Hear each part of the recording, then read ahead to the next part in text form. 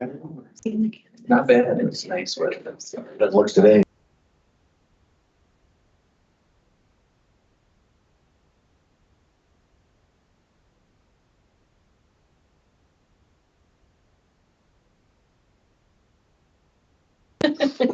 All working. So it's 9:30, Thank you much. so I'll call meeting to order. And I have affirmation. Meeting's been properly posted. Sir. And then move on to audience to visitors. Lauren would like to take a minute here. What do you want? First, I'm gonna tell a story. I made up a plaque and for Act 57, which is an emergency contact bill that Roy Torgerson idea came to me, and I drafted it, and I believe it was fall of 2021. We did a ride along, and he gave me the idea, went through the dispatch, kind of showed me how information comes up on the back of things like that. So emergency contact information, the idea came from Roy. I drafted it. Didn't get through the first time, a few things, reintroduced it last year, went through the committee process, and it was signed into the law as Act 57 on December 6th, and also goes in effect June 1st of this year. So I thought this would be a great idea, great thing to honor and thank Sheriff Torgerson for this. So this is what I'm presenting to you. Wow.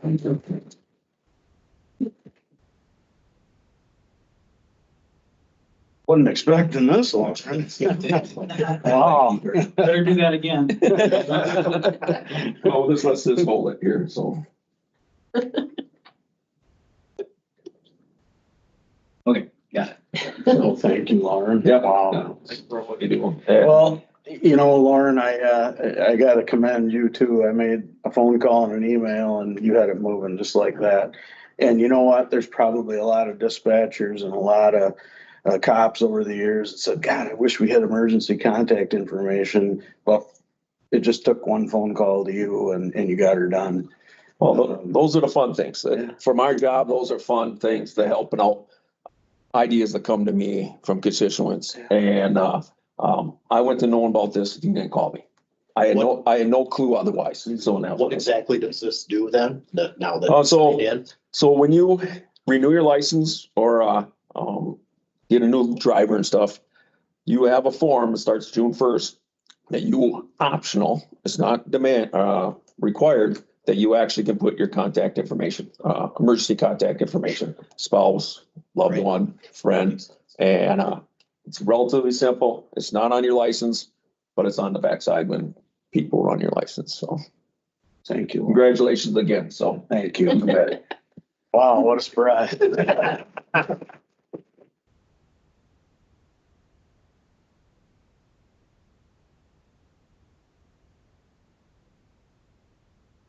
Thanks, Lauren. Thanks, Roy. Any other audience to visitors?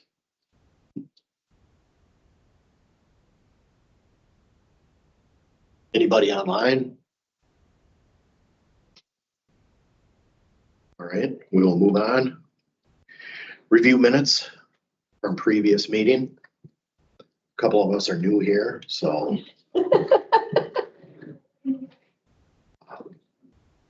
I read through them. Sandy had a question. Yeah. Sure. Oh, no, the more in the format. So when I first started, when I was not allowed to approve minutes because I hadn't been at the previous meeting when I was on the committee. I'm the only one who is at the previous meeting, so how do we approve minutes? I mean, I can make a motion, but who would second it? And does it need to be seconded? That's the only question. That's a really good question. That got addressed in one of the last meetings, Okay. it was the same thing.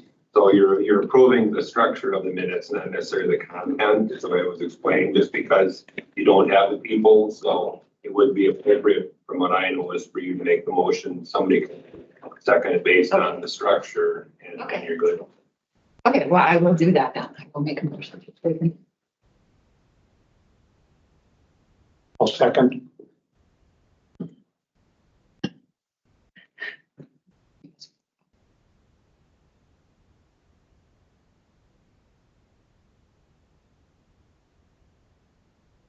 Everybody approves, signify by saying aye. Aye. Minutes approved. Moving on to number 5, committee member introductions.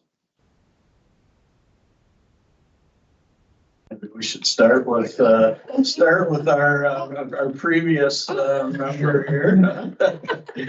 Okay, I'm Sandy Schweiger. I represent District 15. I would better go that way then. Paul Wilson, District 16. Ms. Kilmer, District 5. Patrick Sullivan, District 18. David Strudoff, District 2. When everybody left the committee, but Sandy, I wasn't sure what to make of that, but I really appreciate, I think some of the other members, they wanted to, get a variety of Vernon County. In fact, I had one that said, Roy, I think I can represent the sheriff's office better on the general government committee. So it's good to see that, that movement. And as I understand, everybody here today wanted to be on this committee. And I'm not sure if I speak for Director Larson here, but thank you very much. Look forward to working with you folks very much.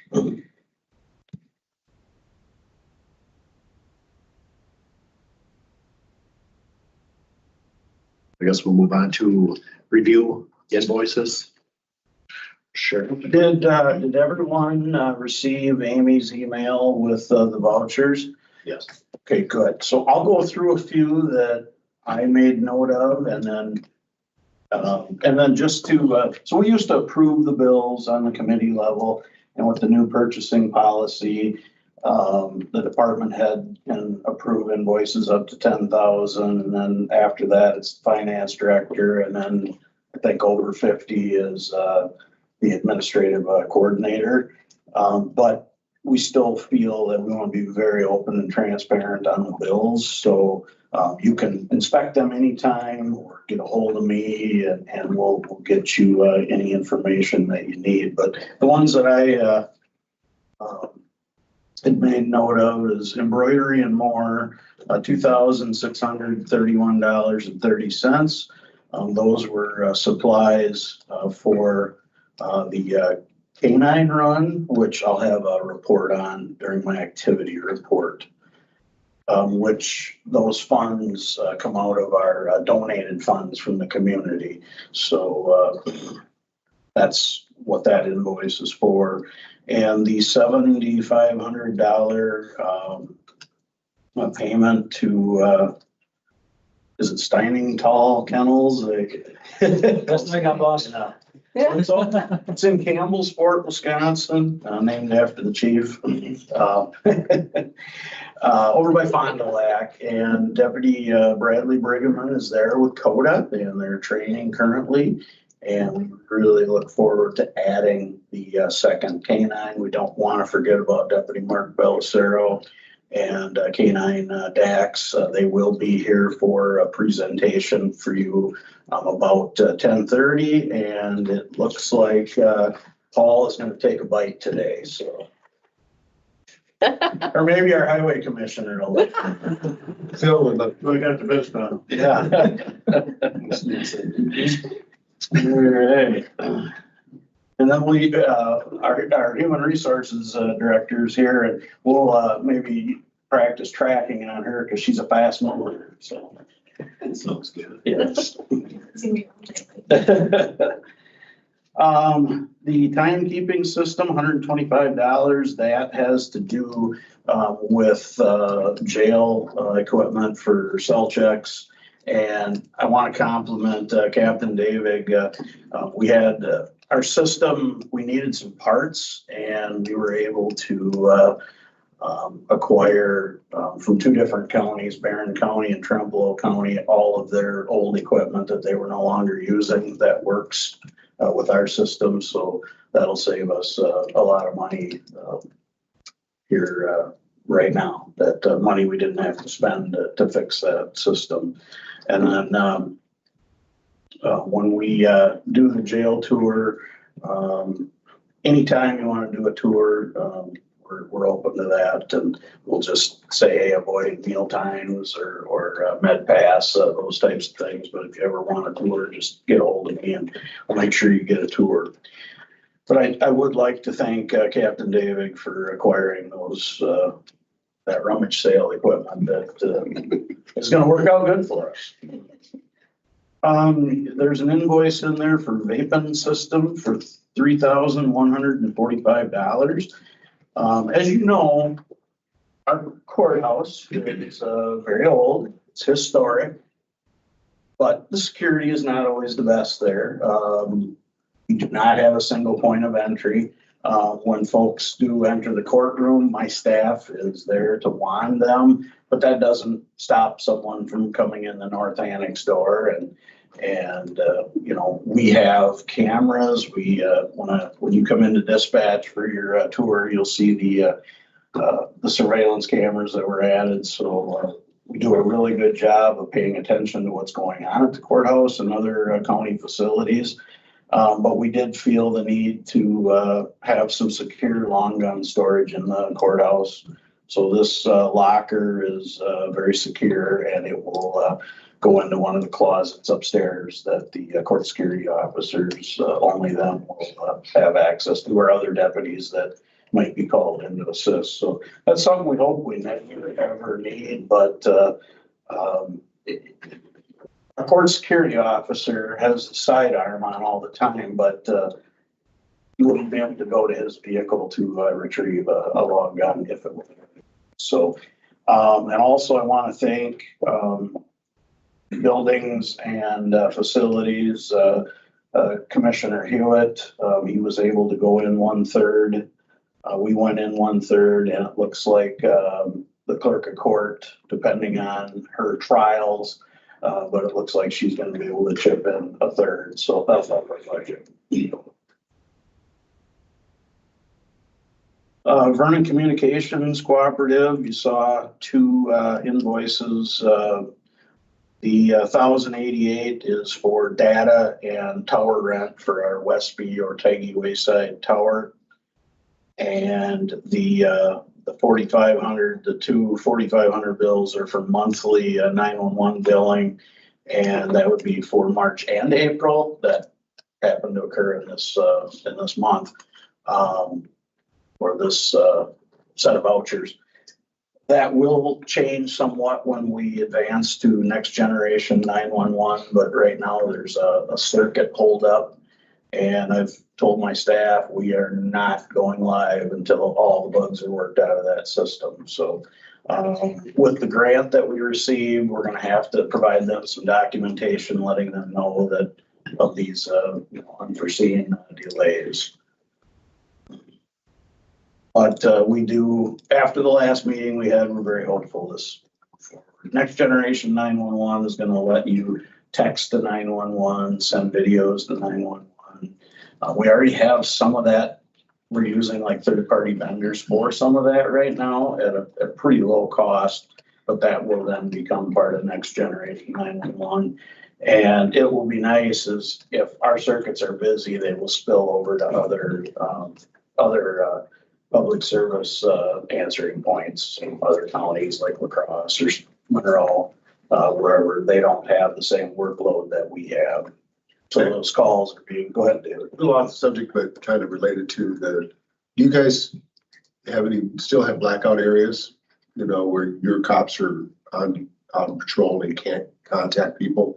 Do you still have those, or is pretty well all taken care of? Because 4 years ago, we had spots where you guys pulled into, you couldn't contact anybody because you could. Do those spots still exist, or has that been taken care of over the last few years? So when I started here in 92, we had 3 towers. We had Viola, Hillsboro, and Genoa. But the federal government came along with narrow banding that you had to be up and running by 2012. And we'll talk about that a little bit later. But what narrow banding done is it shrunk the frequencies to give the cell phone carriers more bandwidth. And how we suffered is coverage. So in 2005, we added Wildcat Mountain. We added Viroqua Westby Tower. We called it the Vernon Tower. And then Coon. So that put us to a 6-tower system. And then with the upgrade that Mr. Strudoff was talking about, in 2020, we went to an 8-tower simulcast system, meaning we didn't have to select those individual 8 towers. We could have someone in DeSoto talking to someone in Elroy with just a push of the microphone. So that project, $1.2 million plus the tower we added in DeSoto and Stoddard. But what I hear of other counties spending on radio systems, that was a good buy. And we're talking Richland County, the last figure I heard is $9 million. So we did really well on that system. So with the 8 towers, we've got very good coverage area. And then as far as our computer data terminals, we switched to FirstNet, AT&T FirstNet. FirstNet came out of the 9/11 Commission report because of communication breakdown. The towers fell. So we have about 20 FirstNet towers, which are part of AT&T in the county. So we switched from US Cellular to FirstNet, and I would say we probably got 95% coverage in the county. So to answer your question, very, very well improved. I'm not saying there isn't an occasional dead spot, but they're very few and far between. Thank you. Yes.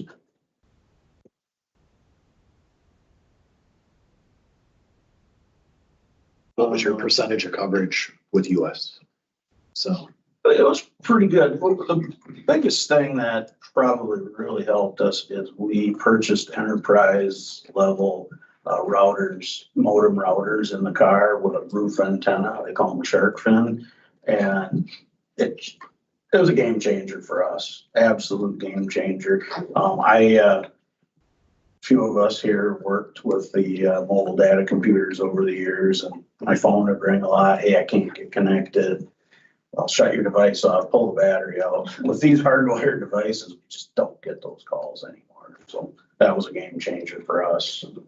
I was talking to Sheriff Semmingson up in Trumbull County. He finally bit the bullet and purchased that equipment. And he said, we used to have dead spots where we can do video conferencing from the patrol cars. So we're very happy with that system. But to answer your question, it was not 95%. that's it. Yeah.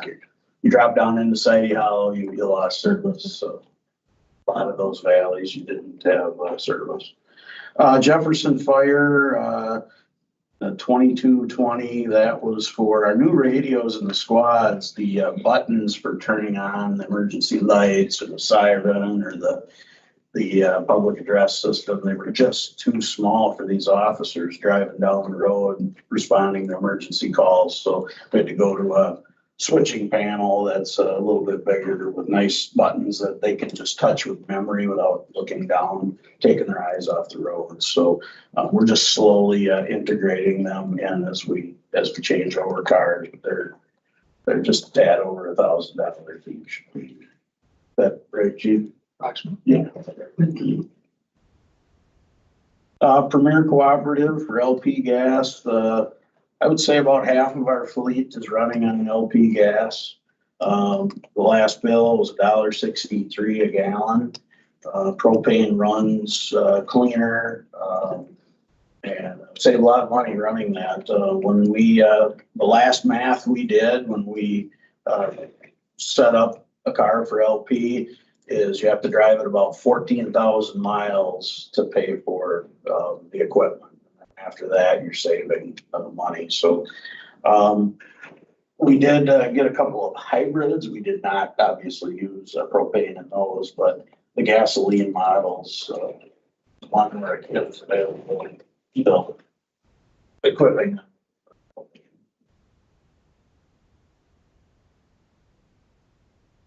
Batteries Plus, that was a fairly large invoice, so, we used, we have, so if the power goes out, we obviously have a beautiful generator, but those couple of seconds before the generator starts, your computers are backed up by batteries.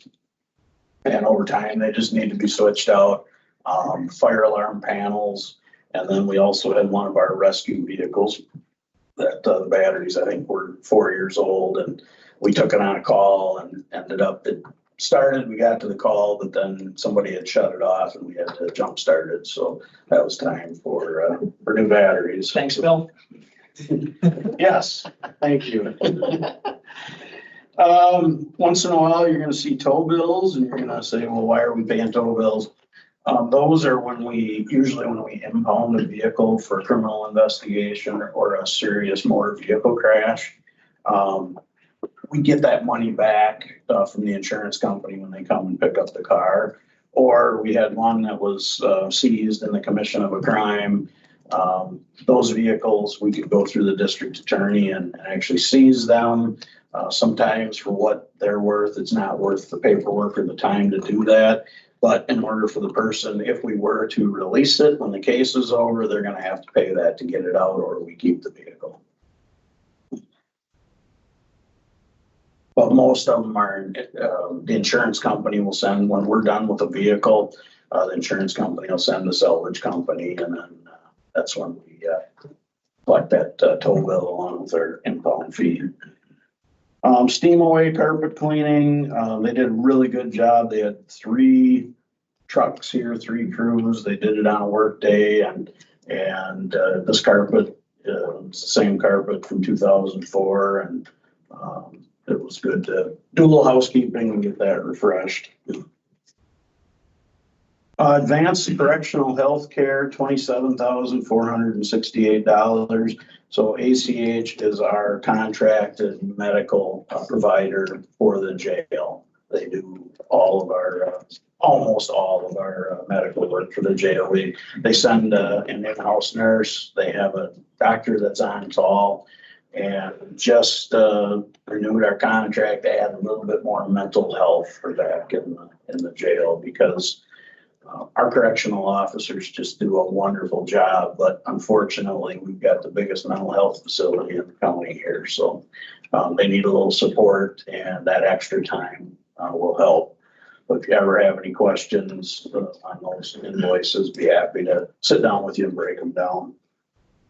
And the next one, Airmark, that is our food service vendor for the jail. They're contracted, so we don't have all those worries of finding help to cook, and they take care of it for us. We're currently renegotiating a contract, and we currently have 3 proposals we're going to be talking about this week. I'd like to thank Captain David for working on that, and also like to thank Chief Campbell for helping negotiate the advanced correctional contract. He was able to get them to sharpen their pencil quite a bit. Conelec services, $52,000.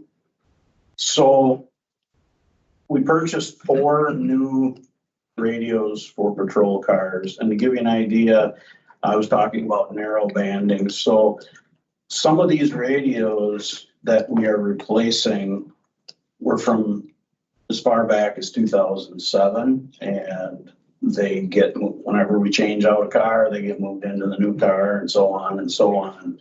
So around 2007 were some of the oldest radios that we're switching out, and then 2011. So narrow banding was all in place by 2013, but those old 2007 radios, they were narrow band. That way we didn't have to change out as many when that ruling came down. So the radios being replaced are as old as 2007 and probably as new as 2013, 2014. So these new radios will get switched into several different cars before their end of life. The bills total $241,000.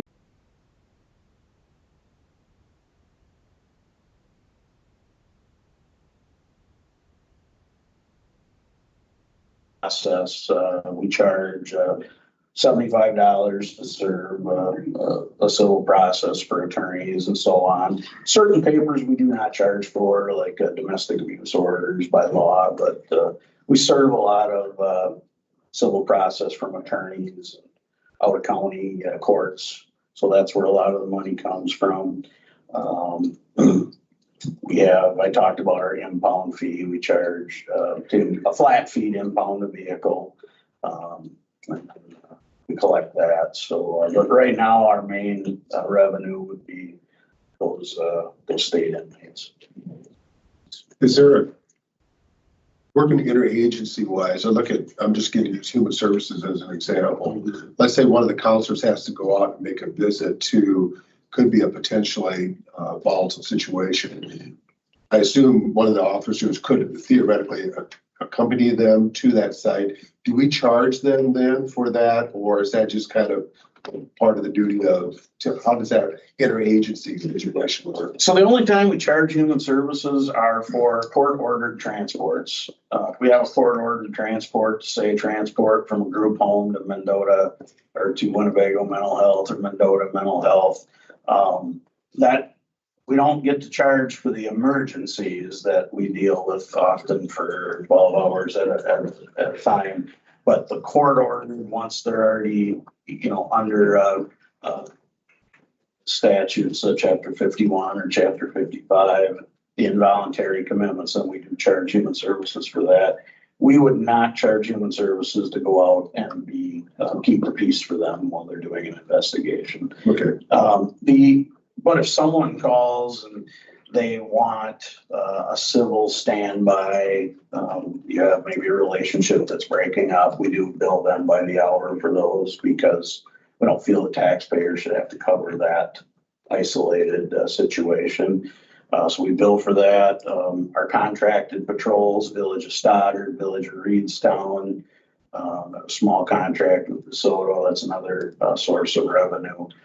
These villages, we cannot enforce their local ordinances by law unless we've entered into a contract. So that's where some of that revenue comes from. Stoddard's probably our biggest village. They seem very happy down there with the service we provide. And once in a while, there's an issue that we work out. But yeah, there's a lot of different sources of revenue that we bring in. Thank you.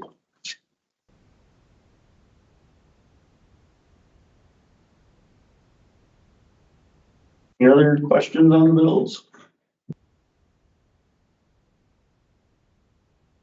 Move on to the next items. Emergency management. So yeah, I sent out, I'll also email, a copy of what I paid, since our last meeting. Quick Trip actually goes through finance at actually through highway. One large Quick Trip account now, we've consolidated everything. So every month we just get a Excel sheet of what we owe, and then we just turn in receipts, to the finance. So we're not sending 4 or 5 different checks to Quick Trip, as a county. So that's what that is. The P card is our purchasing cards, for departments. So, we use that a lot, just to cut down on separate invoices. So, O'Reilly's, for wiper blades, and then lodging for that's WAMR, it's the Wisconsin Association of Hazmat, or Hazardous Materials Responders. We sent 1 team member to that conference this year. AT&T is a Wi-Fi router in our mobile command post. We have a router in there for connectivity, internet connectivity, when we're out on different public service or calls. The land and water, the journal transfer, I share currently the lower part of what we call the old laundry building. So we split the heat costs there. So it's just a journal transfer because the bill is in their name. So I just transferred to them. The highway department is for a truck wash. I use their truck wash at the highway department to wash vehicles and trailers. It's a lot more, very convenient. It only takes a couple minutes, saves my time, water, all that stuff, just to run it through there instead of me doing it by hand. Had to replace batteries in our command post, the engine battery. Roll-line printing was for laminations. We laminated some incident command sheets, some larger ones, for some of the supervisor vehicles here, for wide, search and rescue missions, and then for the command post. River Valley newspaper was it's a legal notice. It's required every year, for one of my grants. And then, postage, I use the treasurer's office postage machine instead of buying stamps. So they just quarterly will send just a report of what we owe, so just transfer back to them. So that's what I spent since the last meeting. So $1,001.38.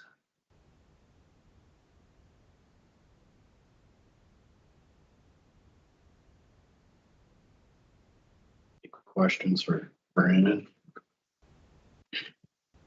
On to sheriff's activity report. The last meeting was on April the 8th. After the meeting, Emergency Management Director Brandon Larson scheduled a meeting to discuss when we have missing persons, and we're doing wide area searches for missing persons, such as silver alerts. We depend a lot on the fire service when it comes to a missing person. We depend on aerial support, such as drones and sometimes fixed wing aircraft, helicopters. But Brandon has the drone equipment operators, as well as Lepard Fire and Hillsborough Police. So we had a really good meeting just to kind of coordinate these events, so we're not, sending resources we don't need, but we're, coordinating to send the best resources to bring that situation to a conclusion. So that was a very good meeting. And also Brandon went over the incident command structure, just to make these searches. What you don't want to do is you don't want to be searching areas that have already been searched. You want to, you can't be a free for all. You got to get together. You have to have a command structure. Okay, you're assigned to this area, that area. So that was a great meeting. Thank you, Brandon. Roy, is our K-9 staff, are they trained as far as if we have a missing person or something? Beautiful point, Bruce. So our canines do track and they find missing people. Currently we have one on the road, the other one is in training, but we're not afraid if for some reason our canine isn't working. We hate when that happens, but once in a while it is. We can either call them in, but we also have a volunteer bloodhound in Viroqua, and that they'll come in at the drop of a hat, and we've got other volunteers that we use. So we certainly try to use our own resources first, but we're not going to wait either. If someone's on vacation, we'll bring in someone else. But yes, the bloodhounds are really good, where you can give them an article, like a toothbrush or an article of clothing, and they're just good trackers. But our canines do a great job with that as well. So yes, they are included in that. On April 9th, I attended a billboard unveiling for the Amara Rose Foundation. Heidi and Randy Overson lost their daughter, Mari, to a fentanyl overdose.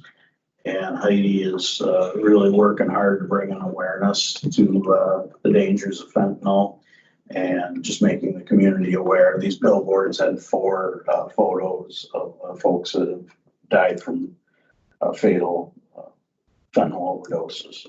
So that was a good opportunity to attend that event. On April 10th, we had a threat at DeSoto schools. It was received via email. It was somewhat vague. We did step up patrols, and just very happy with my staff and our partnering agencies for responding to those schools to keep everyone safe. We're working with our state and federal partners. In fact, I included Director Larson on a call we had because Wisconsin Emergency Management, they have a cyber security wing, and then also our Director of Information Technology, Connor Simon, is a member of the cyber response team for the state's emergency management. It does look like we're making some progress on that case. It does appear that the FBI won't let you say a lot, but it does appear that it originated outside the United States. But that one, I think we're going to be able to solve that email threat. They call it swatting, sending resources unnecessarily, just to to create chaos in the community, and unfortunately, there's going to be more of this. So, but anyways, everybody went home safe at the end of the day, and we were able to really show that presence in the schools. And I'm grateful for my staff for dropping what they were doing to get that done. On April 11th, I attended the Conservation and Education Committee along with Director Larson, Commissioner Hewitt, and Captain Charlie Jacobson was there as well. And I think the main topic was to talk about storage, which I'll let Brandon handle that discussion. Equipment storage for emergency management. On April 11th, our K9 squad changeover began, and that's been completed, and that car is up and running. So Deputy Brigham and Coda now have a fully equipped K9 patrol vehicle. And again, we use funds from the community donations to sustain the K9 program. On April 13th, we held our K9 run walk, very successful. We had pre-registrations. Actually, I won't go through all this. We spent $3,263.90, and we brought in $6,564 for 3,300 in the black. And I think a donation came in after this was printed. So we're very happy with our community, and this is a wonderful event to promote the K9 program. Pass that around.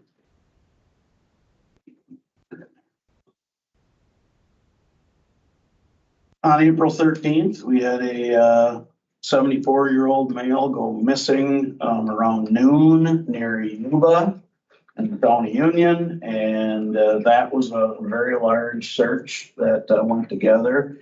Fortunately, we had the weather on our side for daytime operations, but as it was starting we were losing those hours of darkness, the temperature was coming down.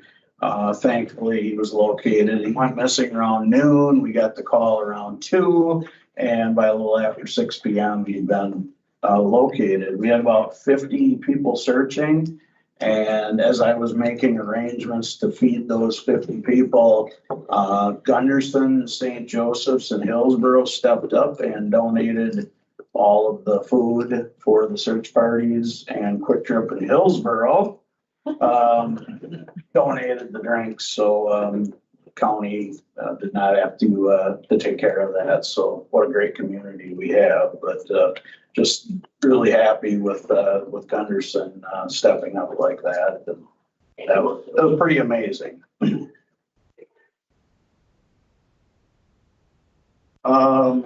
April 14th through April 20th was National Public Safety Telecommunicators Week. And I don't know if you monitor our Facebook page, but Sergeant Olson did one heck of a great job on highlighting all of our 911 communications professionals. So if you haven't had a chance to check out our Facebook page, I strongly urge you to do that. He also did individual interviews with each dispatcher that are available. as I think they're a YouTube link from the Facebook posts. And the community was just great in bringing in, what we did this year is we did an adopt a dispatcher, so you could pick a dispatcher to adopt, and it just went over really, really well. And we had a lot of people saying thank you, and whether it was online, in person, a letter, just really important. We recognize those folks. They're often working behind the scenes. They don't get the, that glory out front. So thank you for supporting them. April 15th. So over the last 3-4 months, I've been working with an education committee in the Hillsborough Amish community, looking at providing training for the kids in school on traffic safety and traffic laws and, etiquette with animal drawn vehicles. So I was able to work with them, met with them a couple of times. I'd like to give a shout out to Union, Paige Huber, supervisor of the town of Union, for helping facilitate those meetings. But on April 15th, I was on my way for a follow-up meeting, and they said, hey, we're going to follow your recommendations, and we're going to implement the training that was recommended. So that was very good news. On April 16th, we had our county board meeting, and that was quite the meeting. I've never been to one of the when new members are being sworn in, but I think at the end of the day it went well.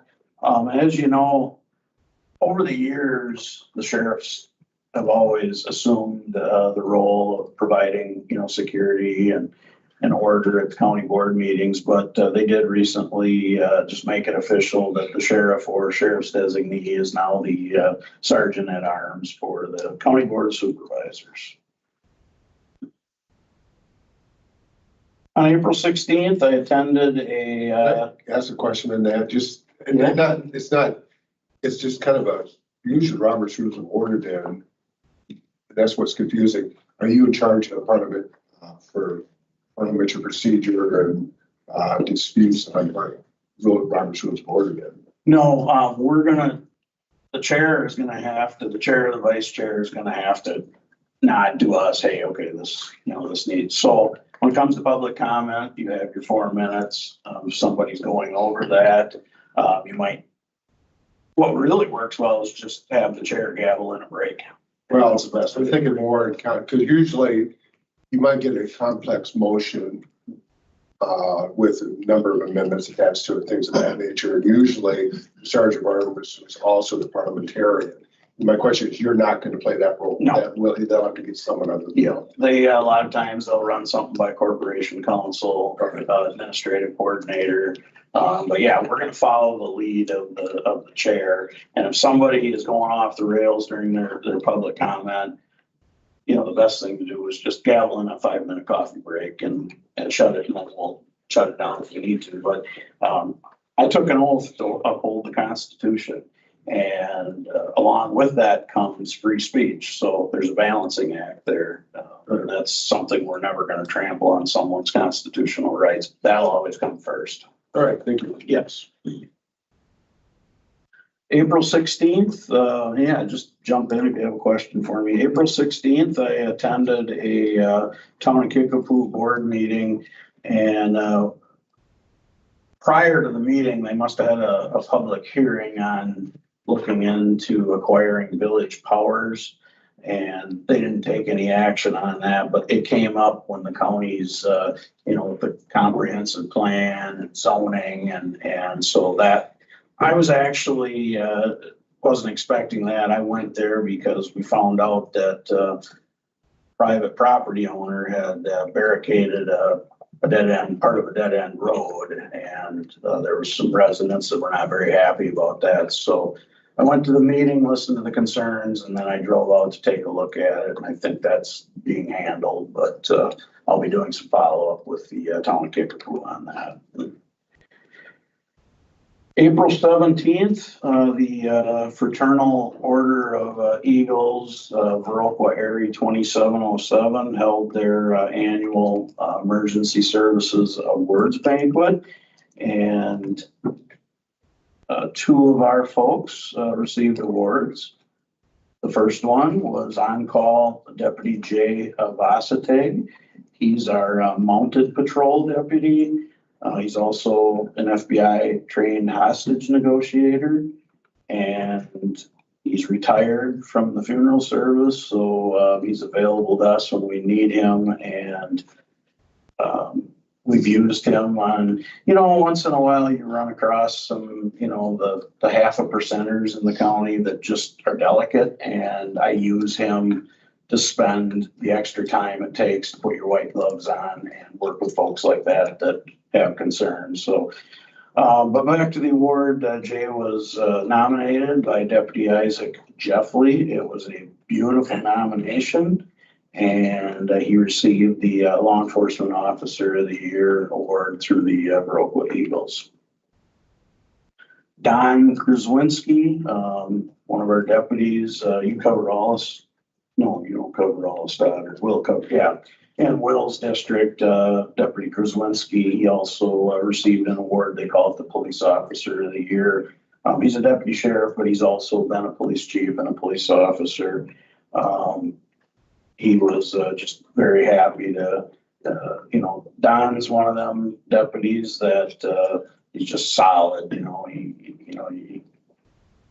He just comes to work every day and he likes doing the job, and we're just so happy that both of them received that recognition. Are you getting my emails with the news releases? Yeah. You want me to continue those, or? Yeah. And Sandy's my proofreader. If I do let one out the door and I got a grammatical problem, Sandy will call me very quickly, and I'll set the record straight so I don't make a fool out of myself. So, but I've got excellent staff here that help walk me through most of those. And what I'm finding as you get to be my age, a few extra sets of eyes on things are very helpful. So thank you, Sandy. But with that, we had a arrest on April 17th of a female driving horribly terrible, reckless in the village of Iola. She was arrested and taken to the Richland County Jail. I did a joint news release with the Richland County Sheriff because later we found she'd been driving like this at the Kickapoo schools, and we have it on video. I was thinking about releasing the video, but I didn't or haven't yet. So that's a pending criminal case right now, but somebody could have easily been killed if you watch that video. April 22nd, I attended the Crime Stoppers meeting. We've been meeting about quarterly, and I currently serve as the Assistant Police Coordinator and also the Secretary for Crime Stoppers. Wonderful organization to be a part of.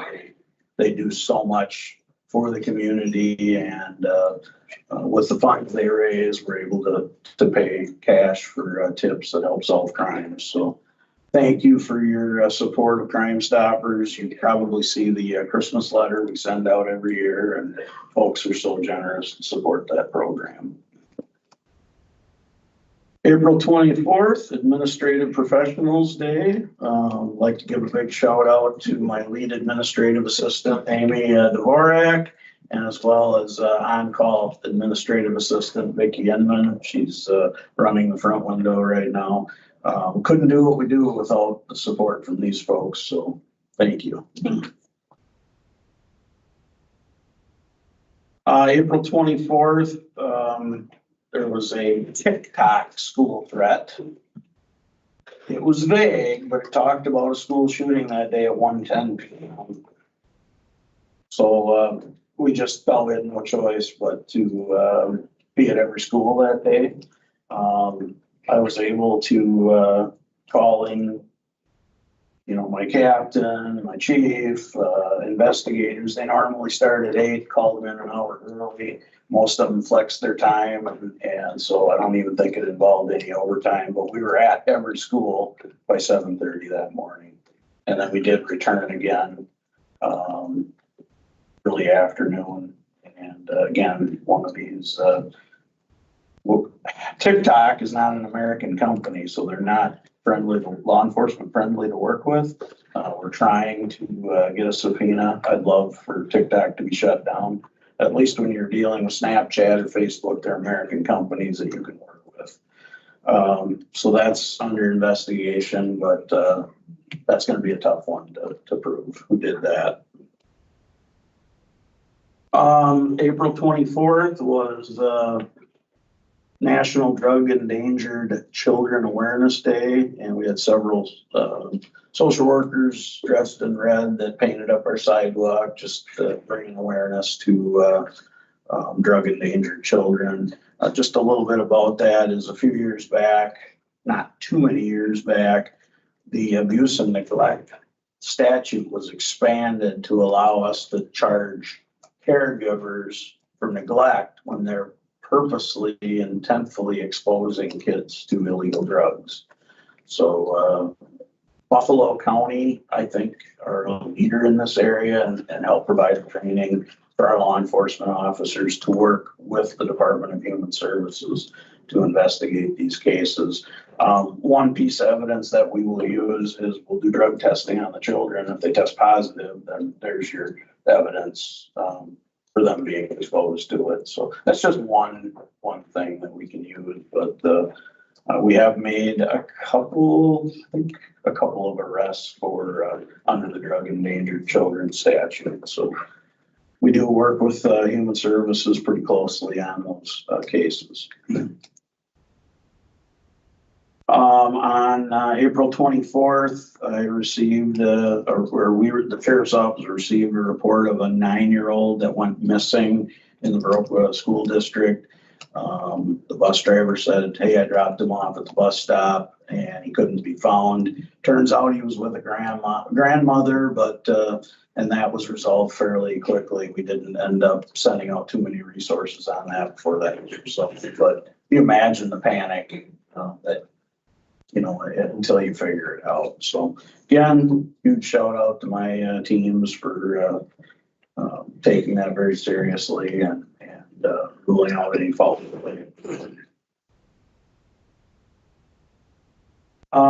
April 25th, I recognized one of our on-call correctional officers, Charlie Strait, for completing the 5-week basic jail academy. He's been a wonderful resource. He has another full-time job, but he makes himself available when we have shortages, and that helps cut down on the overtime as well. Very happy with our on-call staff. April 25th, we finalized the retirement for Deputy Sheriff Eric Tellickson, who was critically wounded in the line of duty on June 15th of 2021. After a long battle, a lot of recuperation and that's the word I'm looking for, the therapist, a lot of physical therapy. He attempted to come back to work in Easter of 2022 and just wasn't able to do the job. And he was able to go out on a duty disability retirement on November 3rd of 2023. And we appreciate all the support for Deputy Tellickson. And his retirement will be here in this room on Friday, July 19th. And it's come and go anytime between 12 p.m. and 7 p.m. But we'll have a special presentation at 6 p.m. I really urge you to try to attend that event if at all possible, to show your support for someone that gave up his career protecting and serving the citizens of Vernon County. April 26th, there was a 3-vehicle crash at the intersection of Highway 14 and Smith Road. Chief Campbell was on scene for that, and I sent out a release on that, which I think you all should have received. April 26th, I delivered about the last of my Narcan I have on hand to the health department. That Narcan was obtained through a grant applied by the Crawford County Sheriff's Office and Crawford County Emergency Management. So as when another opportunity comes along, we're going to try to apply for another grant to obtain Narcan.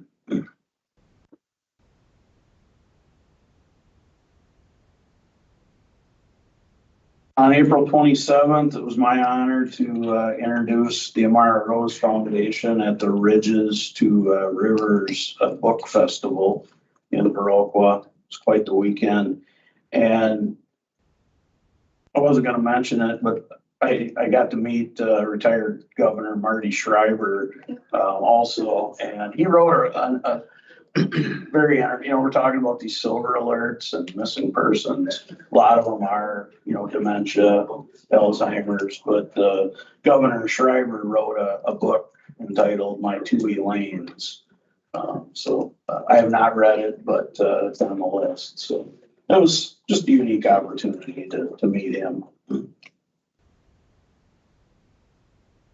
April 27th, we had a driving complaint that resulted in a 5th offense operating while intoxicated charge.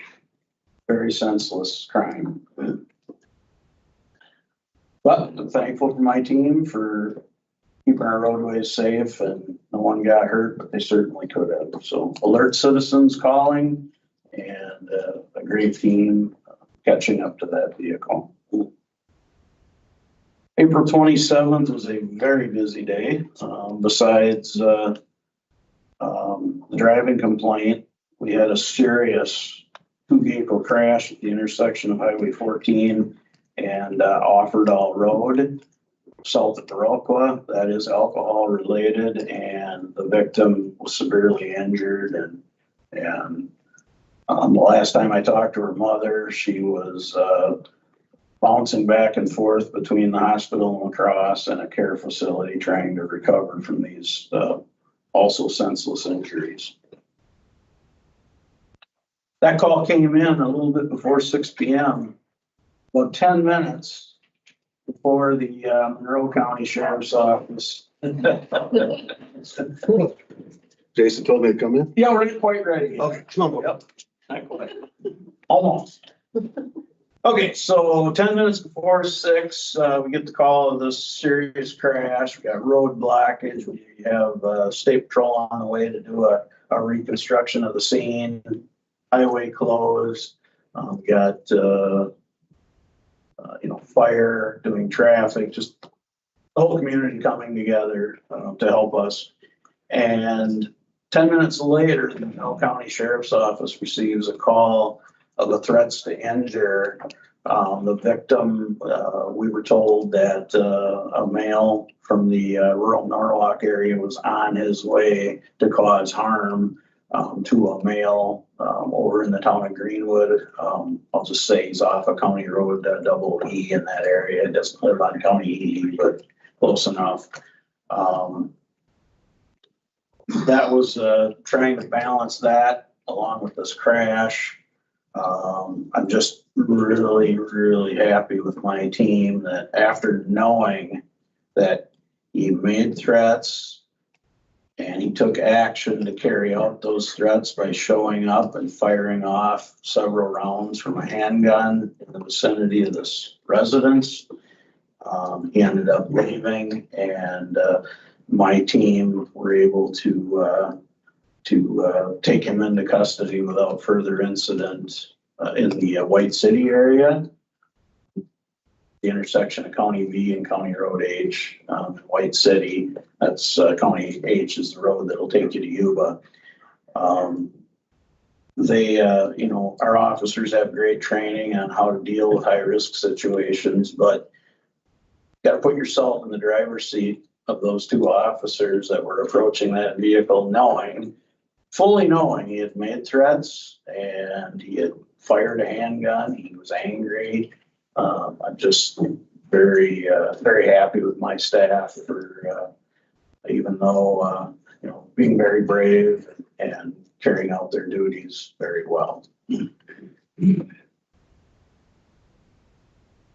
On May 1st, I met with the county surveyor.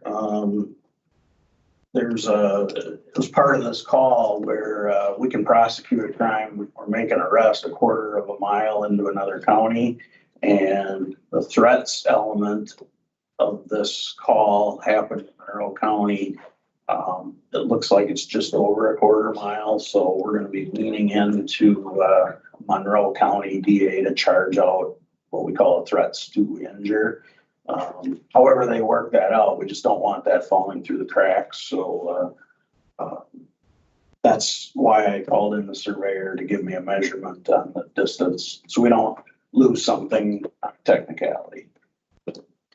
So I'm thankful for our GIS department. May 1st, a stolen dump trailer was recovered near Reedsburg in Sauk County. It was stolen in the Reedstown area in 2022, and thankfully with our databases that we maintain, we were able to find that. And I drove over personally and picked up the trailer, and there'd already been an insurance payout, but the victim was able to buy the trailer back from the insurance company. And it's just really good to make folks whole on a property crime. That doesn't happen every day. May 2nd. So we participate in a program called, they used to call it 1033. Now it's LESO. This has to do with emergency management as well. But what we do is we can acquire military equipment through this program, such as our 2 rescue vehicles. We have some red dot sights for our rifles, and we're able to get that for free. And we participated in that program for many years.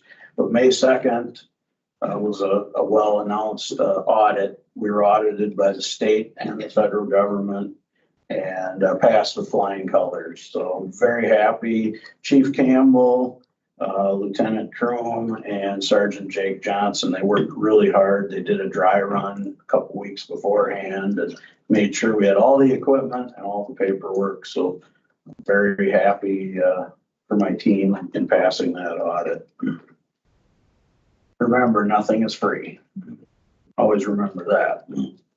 But we're happy to have those resources. But doesn't mean you don't have to jump through a few years. May 3rd, Larkin, our new county promotional officer, was here and did a tour with the grant officer, and it was nice meeting her. I think a press release went out on that. You probably saw that. May 5th through the 11th was National Correctional Officers Week. That was started by President Ronald Reagan. And it's a time where you want to talk about folks that are behind the scenes. It's our correctional officers. They do just a wonderful job, and can't thank them enough. And this is a nice week to set aside to say thank you. And we appreciate the support of our correctional officers and appreciate what they do each and every day. And again, very often behind the scenes. They're dealing with a lot of mental health back here. May 6th, we had another weapons incident. This one was on West Smith Road. And we were just near the border with the town of Jefferson and the town of Viloqua. It was a domestic dispute. Then a firearm was discharged at a vehicle. That's still all being determined, but no one was hurt, and we were able to, my team did a wonderful job of taking him into custody very quickly, efficiently, and very effective. And when you have somebody like that on the loose, that's quite a scare in the community. Can I just ask, Yes. just about the third one, you talked about, volatile people running around with guns shooting them off? Do they get to keep their guns, and how does that work? Are you, So we have the guns in both of those cases. They being held as evidence. can they just go out and get another gun and just keep doing what they're doing, or are their rights impacted at all on that, or? Yeah, so on at least one of the cases, the court, when they set bail, so innocent until proven guilty, they have a right to a trial, but as part of their conditions of bond, they're not to possess firearms, so no, they can't go out and purchase another one. Well, I'm sorry, the same thing over. Right, and then if they are convicted, then they're gonna have a felony on their record. What does that mean though? They won't be able to purchase firearms. Okay, Or felony. all right, thank you. You are welcome. May 6th, I utilized the Monroe County Sheriff's Office to do a 3D imaging of the crime scene over by Hillsborough. This is $50,000 to $70,000 worth of equipment that we have access to. We had a complex crime scene inside a room. You could set that camera up, you might have to move it once or twice, but it will take millions of measurements in fractions of a second. So it would take a long time. The tape might need to measure out where everybody's sitting. But anyways, it's just wonderful equipment. And Sheriff Rebels, we do utilize the state patrol, but there's also, they're busy and sometimes there's delays with some of that equipment. So he wanted to have something available to sheriffs more regionally, so we could also use them on a reconstruction for a crash. And we're going to continue to use the state patrol. They do a great job, but we're not going to keep a highway closed for 5 hours anymore waiting. We're going to call them in if it's going to be a long delay. We owe that to the public. So very happy. They haven't had this equipment that long, and it was nice to kind of have that demonstration, but actually use it at an actual crime scene. So waiting to see the finished product on that. Maybe we can show a little bit of that at the next meeting. May 7th, I attended the Badger State Sheriff's Association conference in Wood County. It was in Marshfield, and very, very great conference. And they're a wonderful organization to provide support for the office of the sheriff. And some really good training there as well. May 8th, we had a rear end crash at the intersection of Highway 14 and Brinkman Ridge Road. That does not appear to be alcohol nor drug related, but inattentive driving.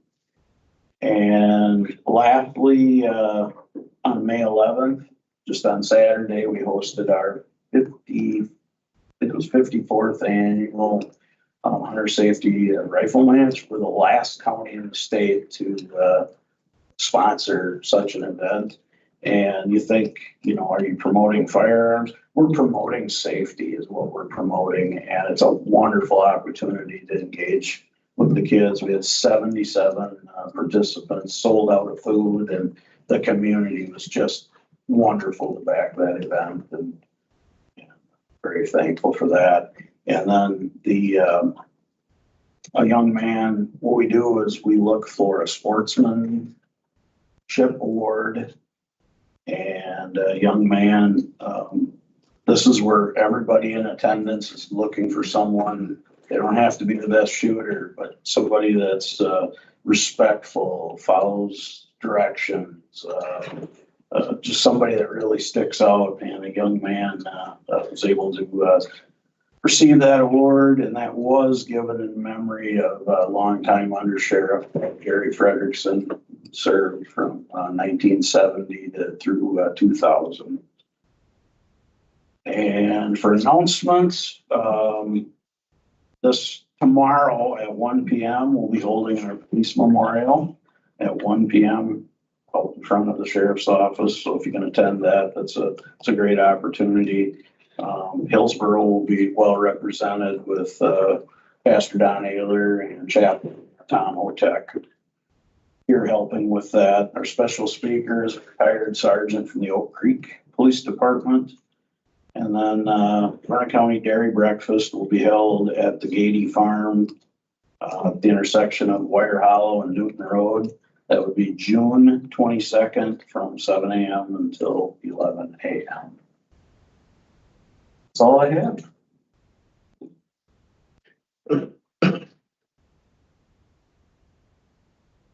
So on to emergency management director report. Yeah, so, back in, I guess, mid-April, I held a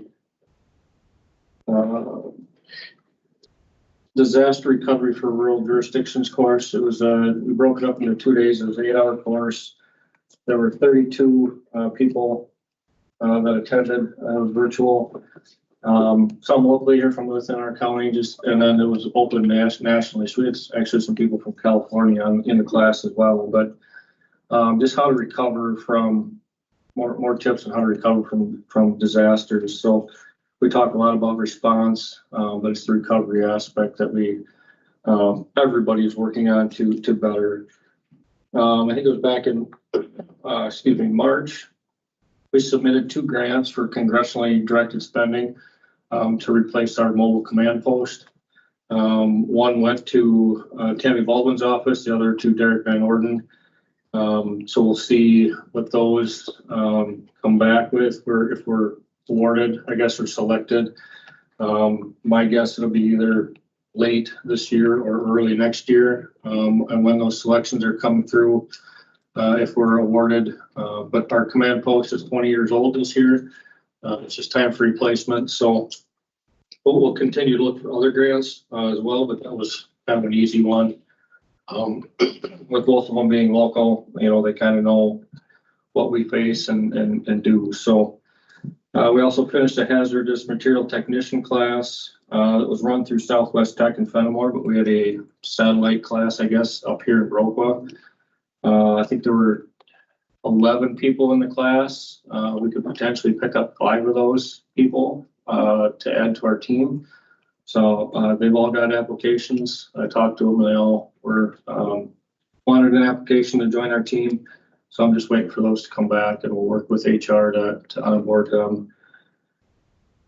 DeSoto Schools held a mock crash for their high school students on April 19th. I helped Deputy Raisler kind of coordinate that for all their students. It's been a number of years since they did that, and there's some other schools that are talking about it. They did it right before prom.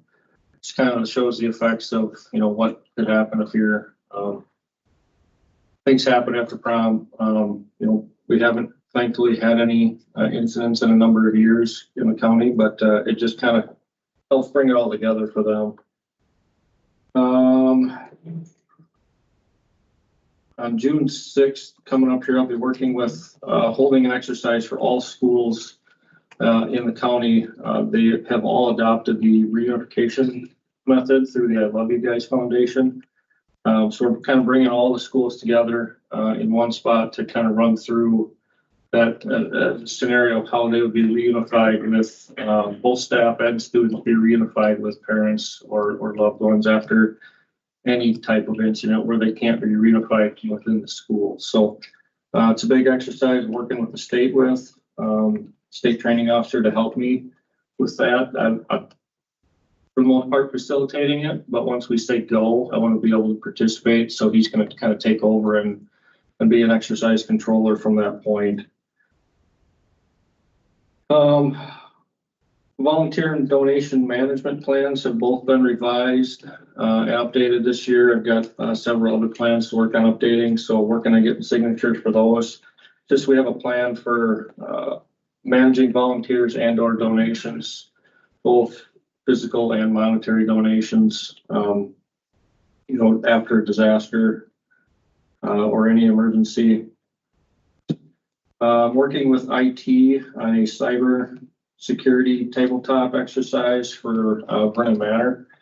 They annually have to have so many different types of exercises or emergencies, to train on. So working on doing a tabletop exercise with those, with them. And it's basically just getting everybody, the stakeholders in the same room and kind of talking through a scenario and, you know, referring to their plans, just testing them, not, you know, it's not a pass fail. It's a, what went well, what can we improve on, you know, in the plan. So holding a public information officer basics course. It's a 3-day course through the Wisconsin Emergency Management, the end of this month. This course, they have regionalized throughout the state. So there's only 6 courses in the entire state this year. We were selected for the Southwest region. So it is going to run. I did get that word on Friday. But we will not see this class any closer this year and probably not next year either. So working with all the schools, all emergency services, businesses, anybody who may be a public information officer, talking with the media, writing press releases to register. I think right now we're at 11 people signed up, and it'll hold 24. So it's a very good course. I am going to take it again. I took it about 10 years ago. I'm going to take it again just to see what changes are. And I end up sitting through it anyway in the back, just as support for the instructors. So I was like, I might as well just take it again. So that'll help. The 29th, I'm also hosting call it an EM 101 seminar at 7:00 in the county boardroom. It's kind of a version of that presentation I sent everybody, with some different changes of more for the municipalities on what is the Wisconsin Disaster Fund, you know, what are the thresholds for claiming, you know, damages for disaster and a bunch of other things. So I'll tweak that same presentation and have that night. Setting them eyes this weekend, so just kind of monitoring events for the weekend, making sure, you know, everything goes. It's up to Westby, just making sure that they have all the resources they need to get through the weekend, especially with all the construction going on the highway there. The federal government has cut funding to a bunch of different grant sources, one of which includes a grant that funds my department. It's called the EMPG, or Emergency Management Performance Grant. Several other grants are affected, Homeland Security, the Cyber Response Team, the Alert Program, the Alert Program is basically regional law enforcement tactical teams throughout the state. Training officer for the state and or trainings. So for us, they cut it 10%.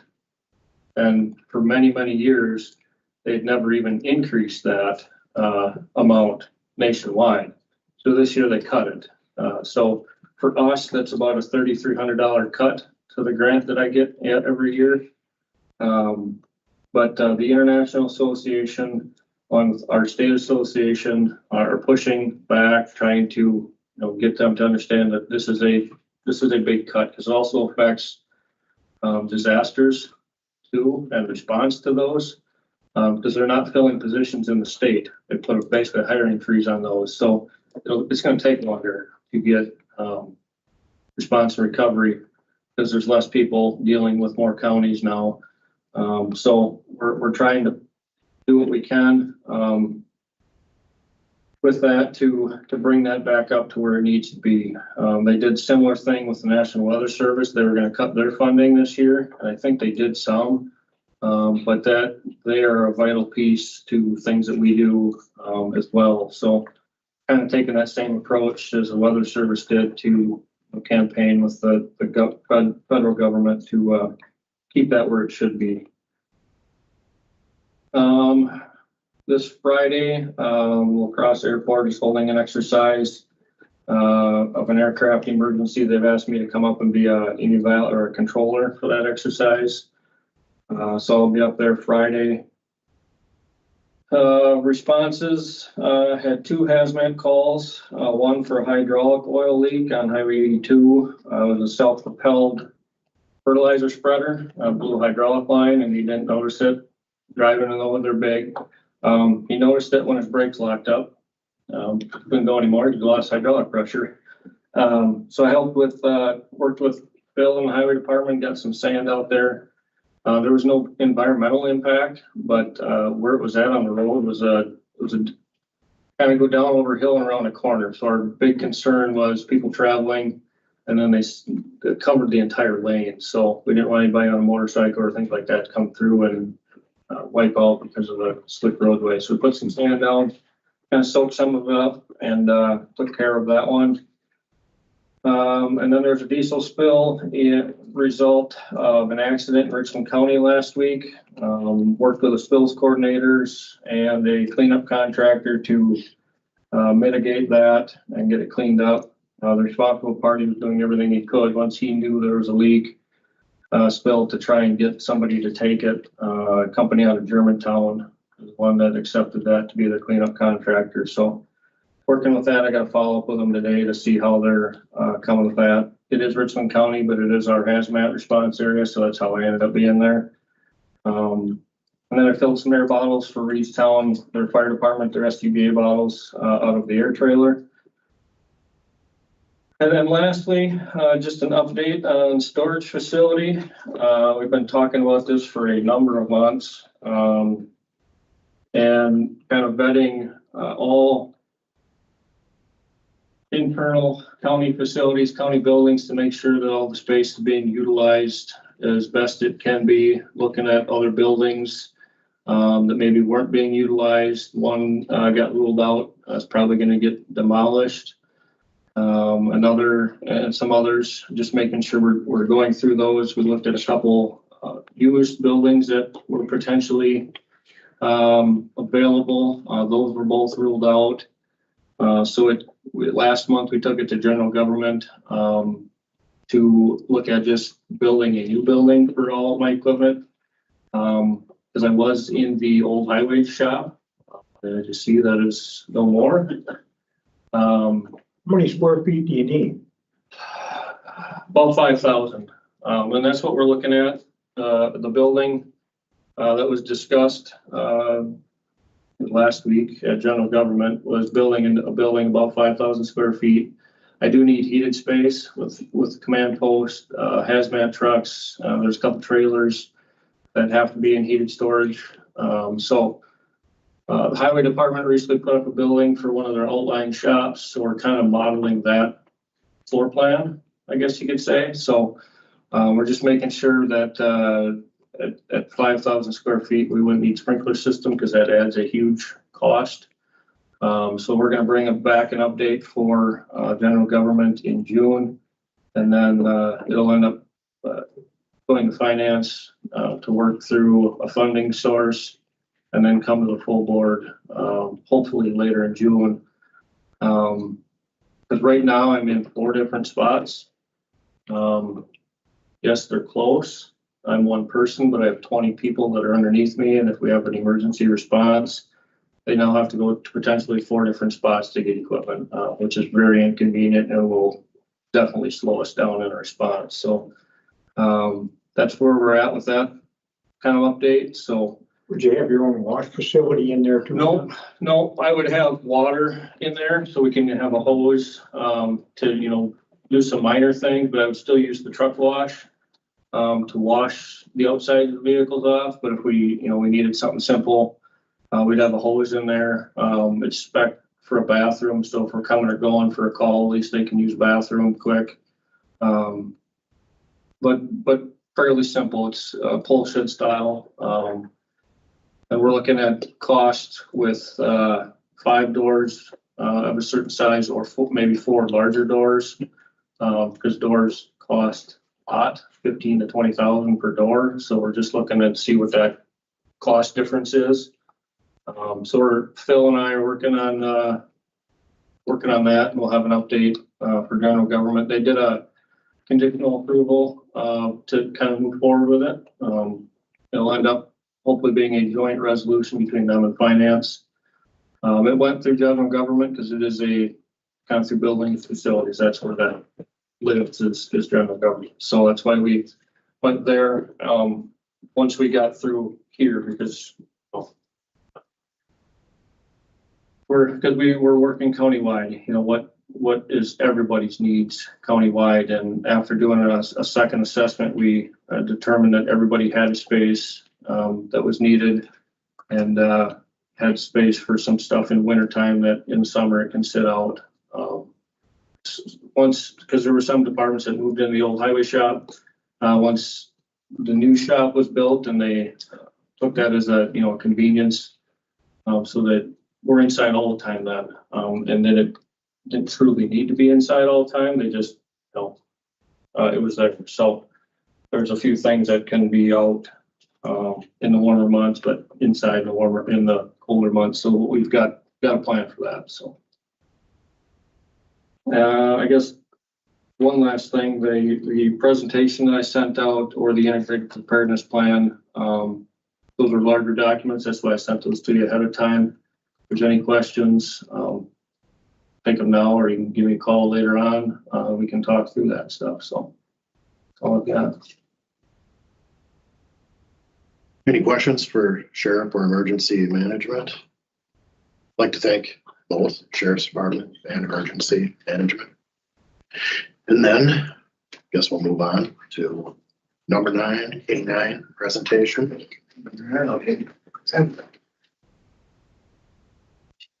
Exciting.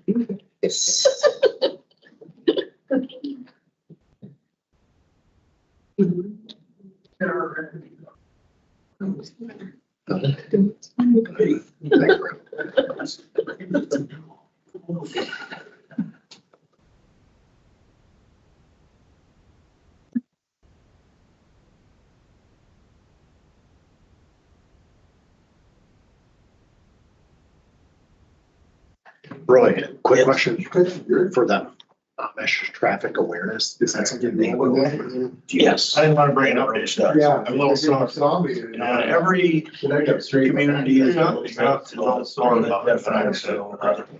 One bins, all they've drawn, just you're all open. Just say over by us, there's some interest. Tis the season. But I wasn't sure how you handle that job. Yeah, try to do it community specific. So someone approaches me, I just direct them to you. Yeah, we can meet together. Absolutely. Yeah. Yes, I'd be on speaking. It's a miracle there isn't more accidents. I got federal money on that. Yeah. I restored that hill and. It really is. Blacked out. Yeah, Hillsborough, they're doing a really good job over there. They got very good lighting. Chaseburg, good lighting, Soldiers Grove.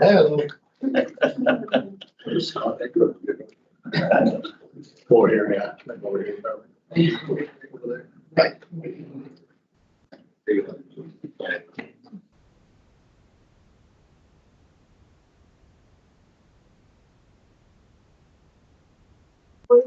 All right, good morning, everyone. Jason Kroom is my name. I'm a lieutenant here and a canine coordinator for Mark and Dax here. This is Mark Bellicero. I'll let him talk a little bit and give you everybody wants to see the dog and not me talking. And his canine, Dax. Our program had started back in 1995. We actually had the first canine here in Vernon County, and that was Keith Vance, Crapper, if anybody knew who he was. And he had black labs, or lab type dogs that were just strictly narcotics only. 2011, we started to do some funding. 2012, we're up and running with 2 first canines that the county bought with a lot of donations from the community, which was very appreciative. And we're still getting donations today to keep this program going. So I'm on dog number 4 right now. We've gotten Dax, and then another one we just got right now is training, and that's going to be Canine Coda and Deputy Brad Brigham. They're in Fond du Lac right now. Hopefully middle of May, first part of June, we'll be up and running with that second dog. So that's where we're at. Our dogs are dual purpose, but I'm going to let Mark talk about Dax and how he got to be the handler he is and without me. So I'll turn it over to Mark. Deputy Bellicero. Sorry, I'm not feeling well. My voice is a little off still and sweating profusely for some odd reason. And I do talk bigger groups in this. And I know a fair amount of people that's this. This is Canine Dax, but he says he's a dual purpose dog. So all dual purpose needs is he uses his nose and his mouth for the obvious reason, those big beautiful fangs. Sometimes likes to show. His nose human odor and narcotics odor is the main thing. So we can do like article searches, find people, search and rescue, as well as find people for not search and rescue reasons. Somebody runs from us, something like that. That's when his nose and his mouth both come into use. Other than that, he's 4 years old. He'll be 5 in August. All of his commands are in German. He's from Germany. We got him from Beitoid, Germany, when we imported him through Midwest Working Dogs. And Midwest Working Dogs did all of the training for him as well. Other than that, we use him quite a bit. 99.9% of the time, it's all narcotics. We have very few search and rescue. We have very few reasons for him to protect me or apprehend somebody. So, but most of his work is on the narcotic side. Our biggest narcotic here is methamphetamine. But some marijuana still, mostly meth. He's not fentanyl trained.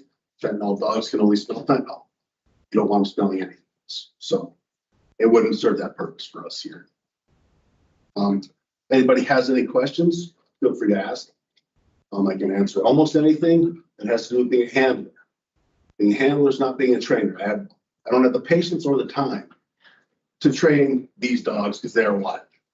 I have all the patience in the world to hold the leash, let him be the smart one. So it works out well for me. Mark, how much training do you do monthly? Every month is 16 hours a month, depending on if there's a specialty training, it could be up to 35 to 40 hours a month. If you include daily obedience, it would be over 30 plus 16, 46. 46 hours of training a month. They're always training. They always want to work. So if they're going to be work mode, you might as well let them do something. Whether that's sit, bots, whatever. Let them do their thing. How many other canine units do you train with? About 15. Once a month, right? Yeah. Okay. So first Wednesday of every month. One department will host. We go down there and all of our dogs train on narcotics and bite work. Sometimes finding people, just depends what we do for that day. But it's an everyday battle. He's a wonderful dog. He is a soul dog. He is only mine. Nobody else under the sun can hold this leash. It doesn't work out well. So our new dog is a lot more friendly that way. It's a good thing. So we can offset each other.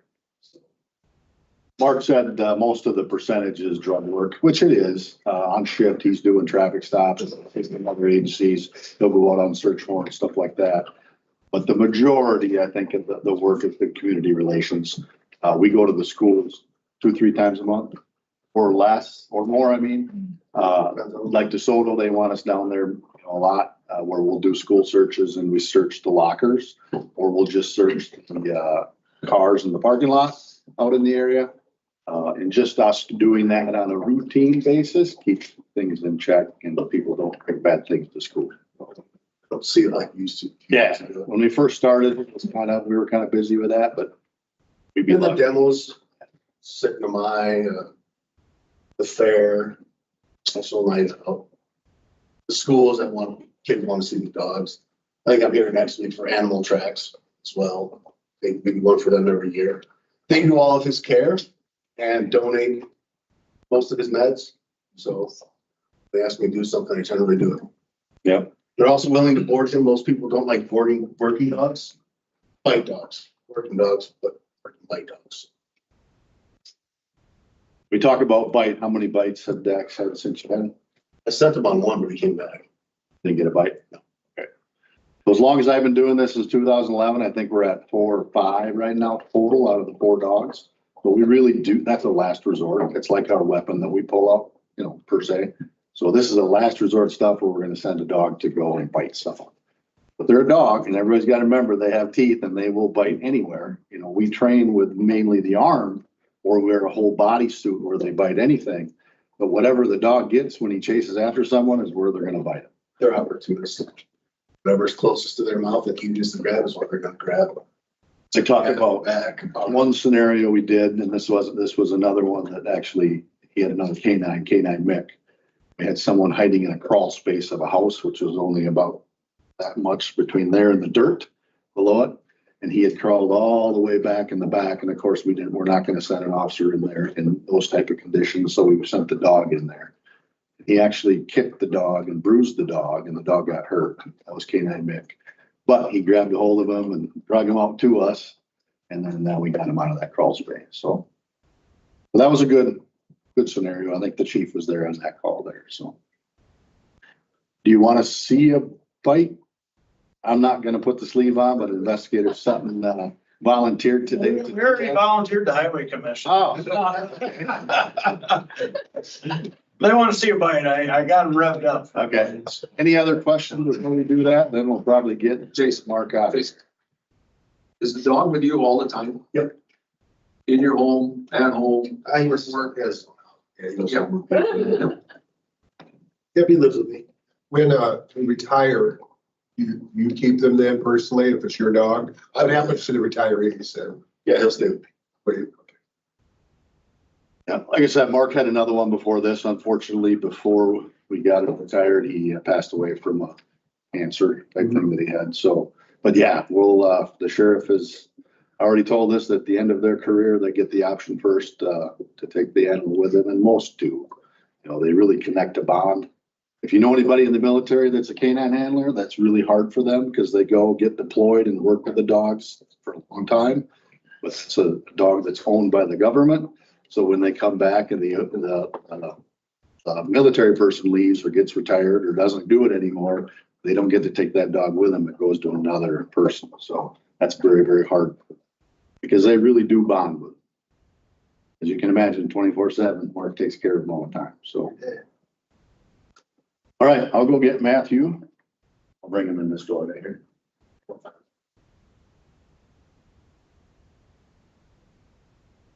Do you have his own bulletproof vest? Yeah. He's got all that. I don't put it on him because, I mean, especially now, he's currently blowing out his coat, which is. He's shredding constantly. But when he wears that, even inside the squad, I can keep it as cold as possible. He's still. So the only time that actually goes on is if I feel that I'm satisfied. Unless, you know, there's somebody with a gun right behind him. That's just good. But there are departments that say you have to. They use, I don't think our department, I'm gonna be so So part of that bonding process, you don't like stickers and like after animals with all either. if he was he's just not. He's not. He's very good. He's very good. He just need a. There's like two people swirly thousand. That's one of them. So. And when because he can be good for a few minutes. That would be great. So when he's done, he's gonna get there. He's done all night. For me, it's a big day. After wrestling, even though everything else. Oh, that's certainly no way. My dad used to. Oh.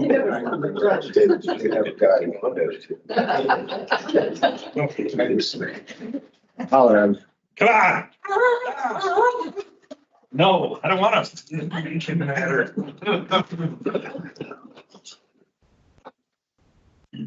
Thank you guys for having me. Slip it. It's scary. Huh? Slip your arm. Nothing, Armo.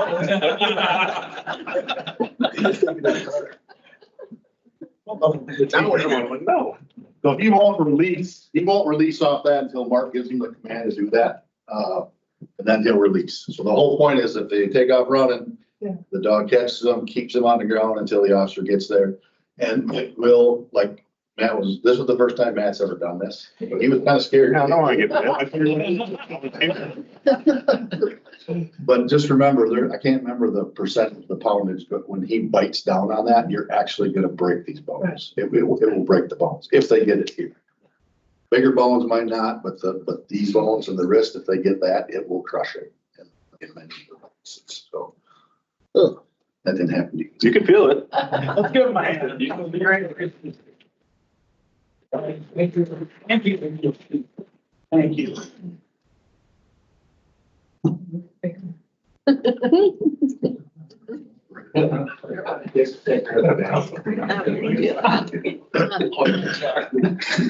Gonna need a couple weeks off.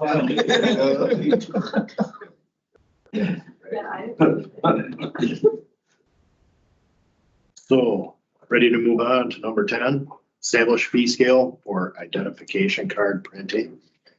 Yeah, so that one's mine. I'll share the screen. So recently, collaboration with the health department, they had some funding to be able to get a printer and to be able to print these, what we call state credentialing cards. This is just a picture of mine that I use when talking with fire, EMS, law enforcement, could be public health, could be public works. There's a large range of agencies that can use these type of cards. It's through the state of Wisconsin. They pay for, it's an online database basically. So any one agency can go online, import all of their members' names, pictures, all their qualifications, which show up on the back. I don't have a picture of that one, but and then from there, they would call me. We used to have another county print all of our cards.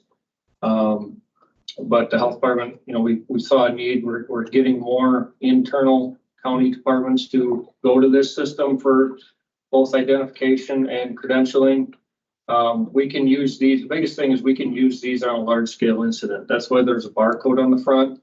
The new cards now have a QR code on the front. So we get to a large incident, we can get a reader from the state, which would either come from me from Richland Center or Eau Claire.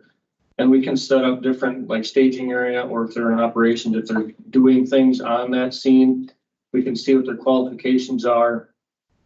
And in the backside, you can make sure that if they're active, or if they leave an agency, we can mark them inactive. And if they happen to show up and we scan it and says they're inactive or terminated or whatever, we can say, no, you're not allowed here type thing. So we just recently got this printer and got it all set up, worked with the state, worked with IT. So I talked with another county because the cards, not just the cards, but the ribbon is almost $125 and it prints 200 cards. We get a pack of, I think it's 100 cards. What we got when we got the bundle was 500 cards. But I talked with another county that does prints these. It's about $1.77 a card. So what they did is any agency within the county, they charge $2 a card. Any agency outside of their county, they charge $3 a card. So just looking to set something up if this is something we want to charge, just to kind of, so we're not always paying for that ribbon. And you know, because a lot of departments that I've seen, they'll print 2 or 3 copies of each person when they do order cards. One to keep on them, one to keep at their station, and then maybe a spare sometimes if they get 3. So it could add up quite a bit, pretty fast, replacing ribbon and all that stuff. So just wanted to throw it out there, see what your guys' thoughts are, or we can just do it as a service. It doesn't matter to me. It's just looking for input. So, are you doing cards currently for other? I haven't had any requests since I got this printer set up. I've only had it set up for about 2 weeks. Sure. But there are some departments that are working on their cards. I'll meet with them and kind of show them the process and how to upload everything. And then, but they're still working on it. I haven't had any requests since I've gotten this set up. Because on the back side or on the front side, there's also a hologram of the state. You can kind of see it right there in the center.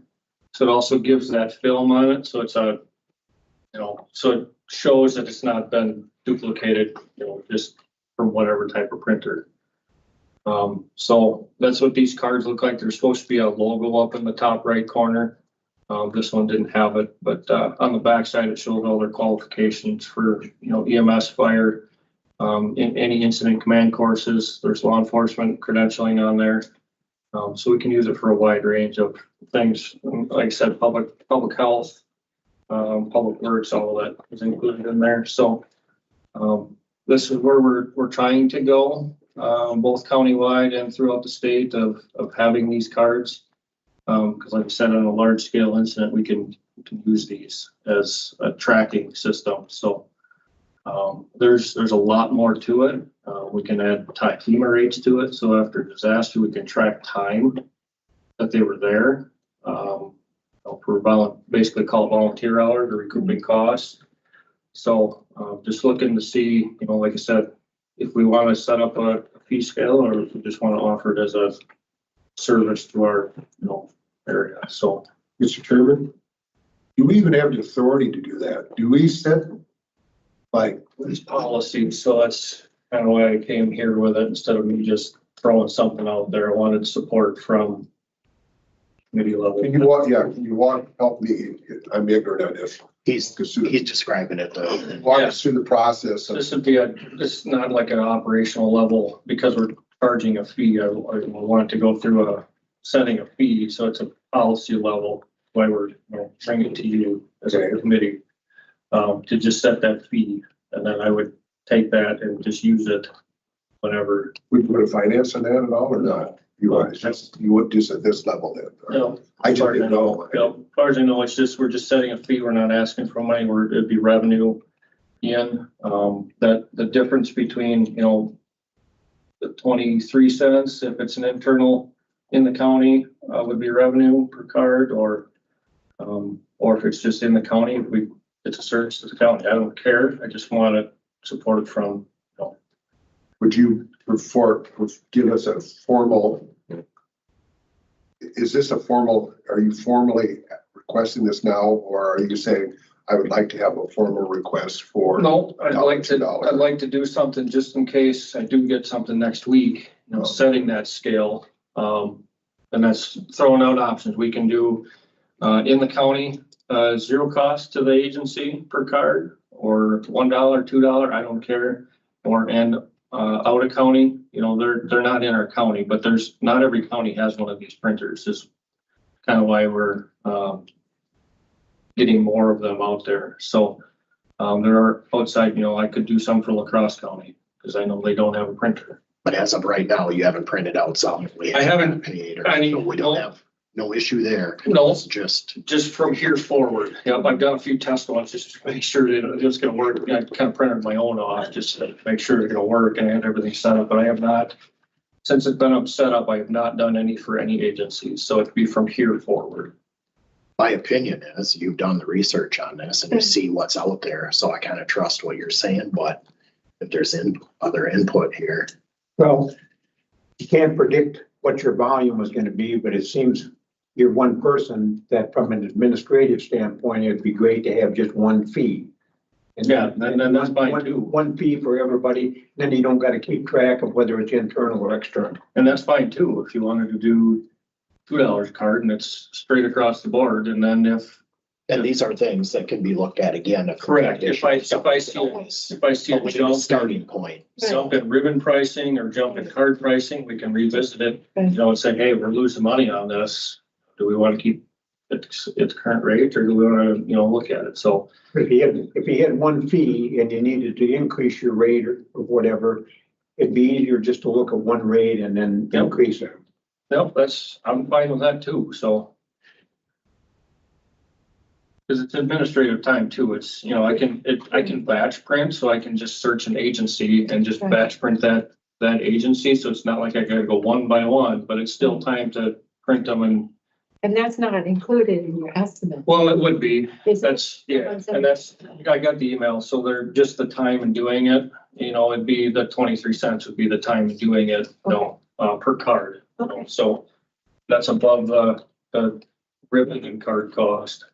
So it's not much, Right. but it's on my desk where this printer's at, so I can hit print and then just go to doing another thing, but then I got to monitor, make sure, it's got cards in it. And are there any other spots throughout the county where there's we don't have to pay for our credentials?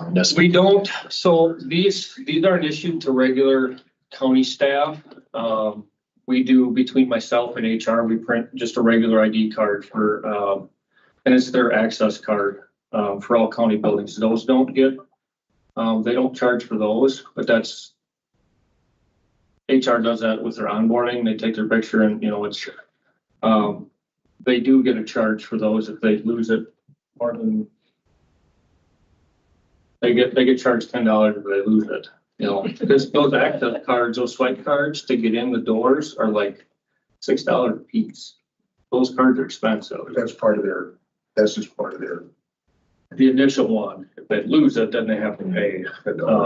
But these here are different. There's no swipe access in these cards. They're just a blank card that we print on. So I guess if you're leaning towards one price, which I'm fine with, I would say my recommendation would be $2 a card. And in every agency, we've had some that were paying $3 and they didn't question it at all. They're like, give me 3 copies of each person. They printed like 30 cards off. So, What was your differences? You said $2 and $3. Yeah, but- 3 was outside county. Yep, $2 in county. And like I said, I don't care, because what the other county that used to print for us, they would figure out what the mailing would or shipping would be, because they'd always just ship to me or that department if they had a good address. They would figure out what that shipping cost is and just add that onto the invoice.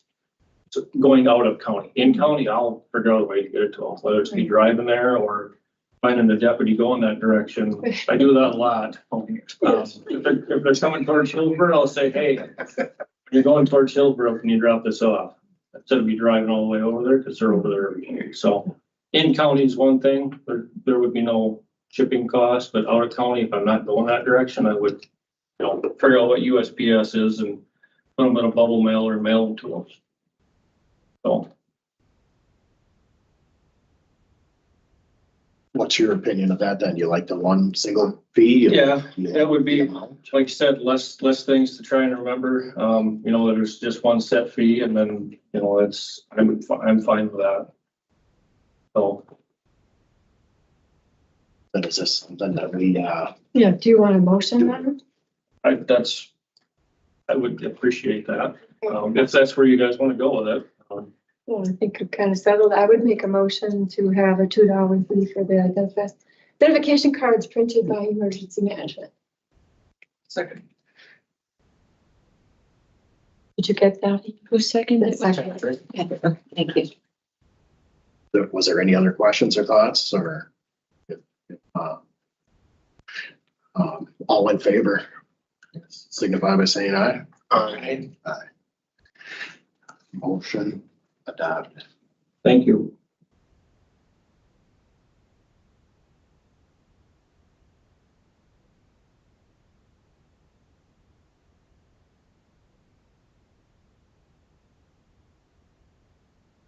All right.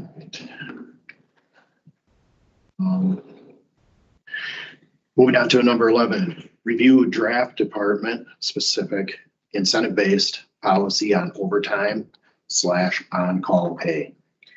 We'd like to take no action on that today. The month got away from me, it got away from us, but I do have an appointment with HR Director Lepke as well as Administrative Coordinator Hannon on Tuesday, May 21st after 2 p.m. to work on that and see if we can bring something back next month.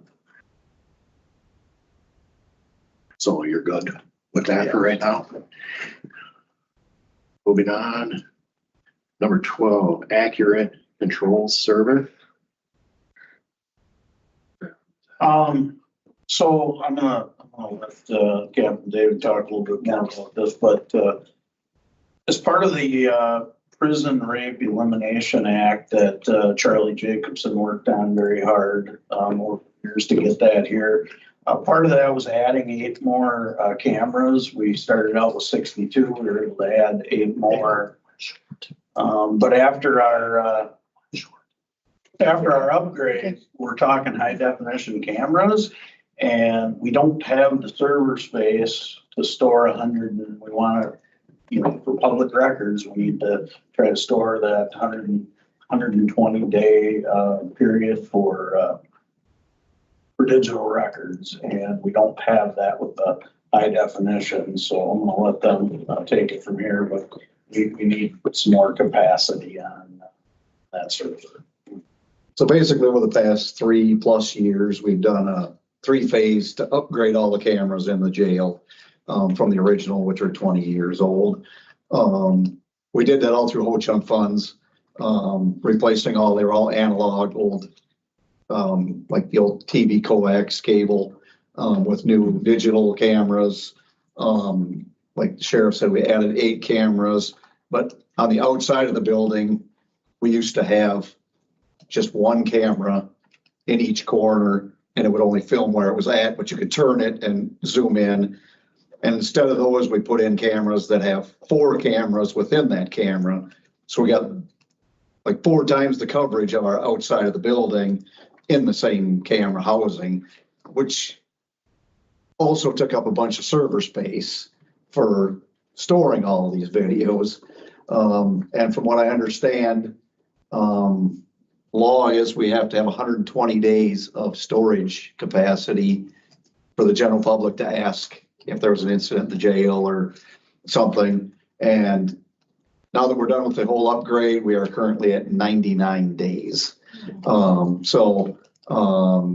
This server is to increase us with enough space to add some cameras on in the future if we have to. We could save about $2,000, but that would give us no leeway at all. That would get us to the 120 days if we went to a slightly smaller server. So I don't think that's wise to go anything smaller than what we're proposing here. I've discussed it with Connor. I discussed it with Accurate Controls for some alternatives. If rather than a bigger server, if we could rent like Amazon storage or any of that. These systems are pretty much all the other sheriffs that have it don't want their jail out in the network. So they want to keep it into a closed loop kind of deal. So they don't prefer storing stuff outside or having outside networks gain access. Connor has a little bit of a different system countywide where he can push some stuff onto a server, which is a little cheaper server, but this system doesn't allow us to do that. So I've kind of went over everything with Connor as far as what our options are, and that's kind of what our option is. So I guess bringing it forward to discuss what funding, I guess, Chief, finding a funding source for it to get us up to the 120 days that we need to be in. So this system gives us a little wiggle room, so we've got extras. Correct. Yeah, we could add some cameras on in the future or have some extra storage. Then the server's right here in the building. It's not over in Ripon. Yep, no servers in our jail. Yep.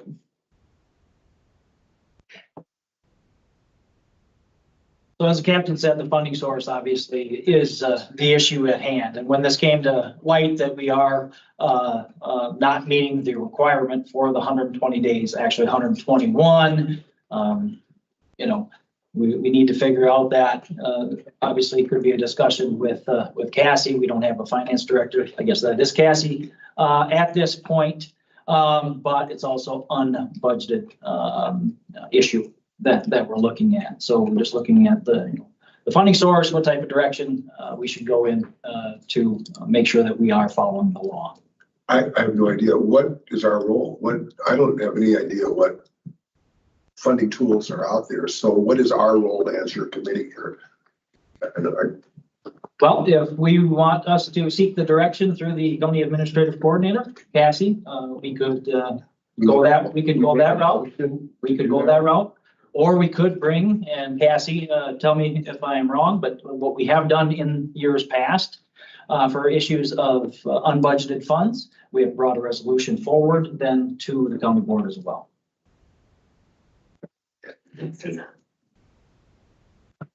Yeah, usually this, sorry guys. Oh, hold on Cassie a here. second. Hold on. Oh, okay, you should be good.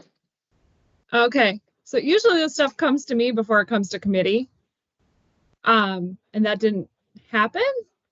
So I don't want to make any comments on funding or anything like that, because this is the first that's been brought to my attention. We could certainly meet to discuss this and some best options with Connor before it comes back to committee. But we usually, when we have something come from a committee and direct to the finance committee, they like to see a funding source identified. Because a lot of times if you come to finance committee with an item and you don't have a funding source identified, they're going to kick it back to your home committee. But I'd be happy to meet with you guys to talk over this. It's just we haven't had that opportunity yet. Looks like we just need to take no action right now and work with Cassie and bring this back next month. We need, whatever, we need to be compliant. These quotes no longer good. Dates. Yeah. So it's probably better to get it. Just in case it said change. They're updated. We'll have to get an updated quote. So the plan for that, check with Cassie and then move forward. No action today, move forward from after checking with her. Anybody have any other questions on that before we move forward? We will move on to 13, Vernon County Domestic Abuse Project Presentation.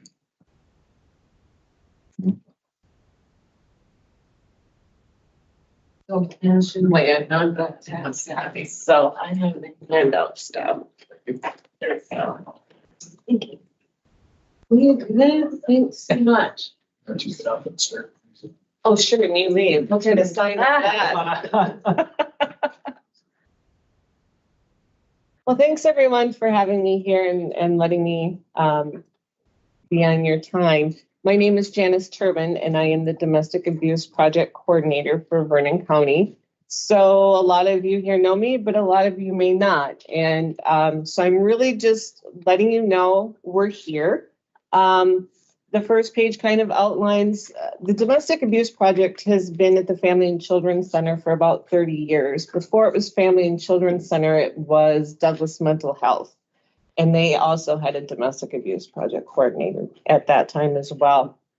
And so as you can see, the reason I would talk to everyone here, if you look at who I collaborate with on a daily basis, is law enforcement, is probation and parole. It's the court staff. It is the victim witness coordinator. So I am in the mix of all of those on a daily basis when you're dealing with victims of abuse.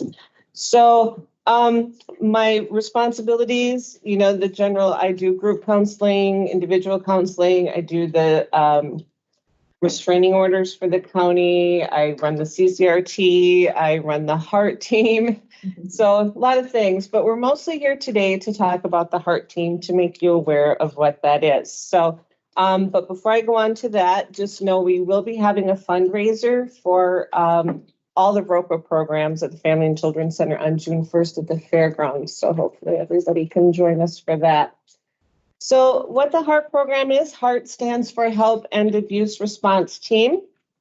And so in March of last year, we had a couple women from San Antonio, Texas, who've been doing this for over 20 years down there come up and train CCRT team members on how they do their response team. Now, because San Antonio is a little bigger than, Vernon County, they actually have volunteers that come in for shifts in a precinct. Well, that's not going to work here. So after we got our grant, we adapted it to a more rural area.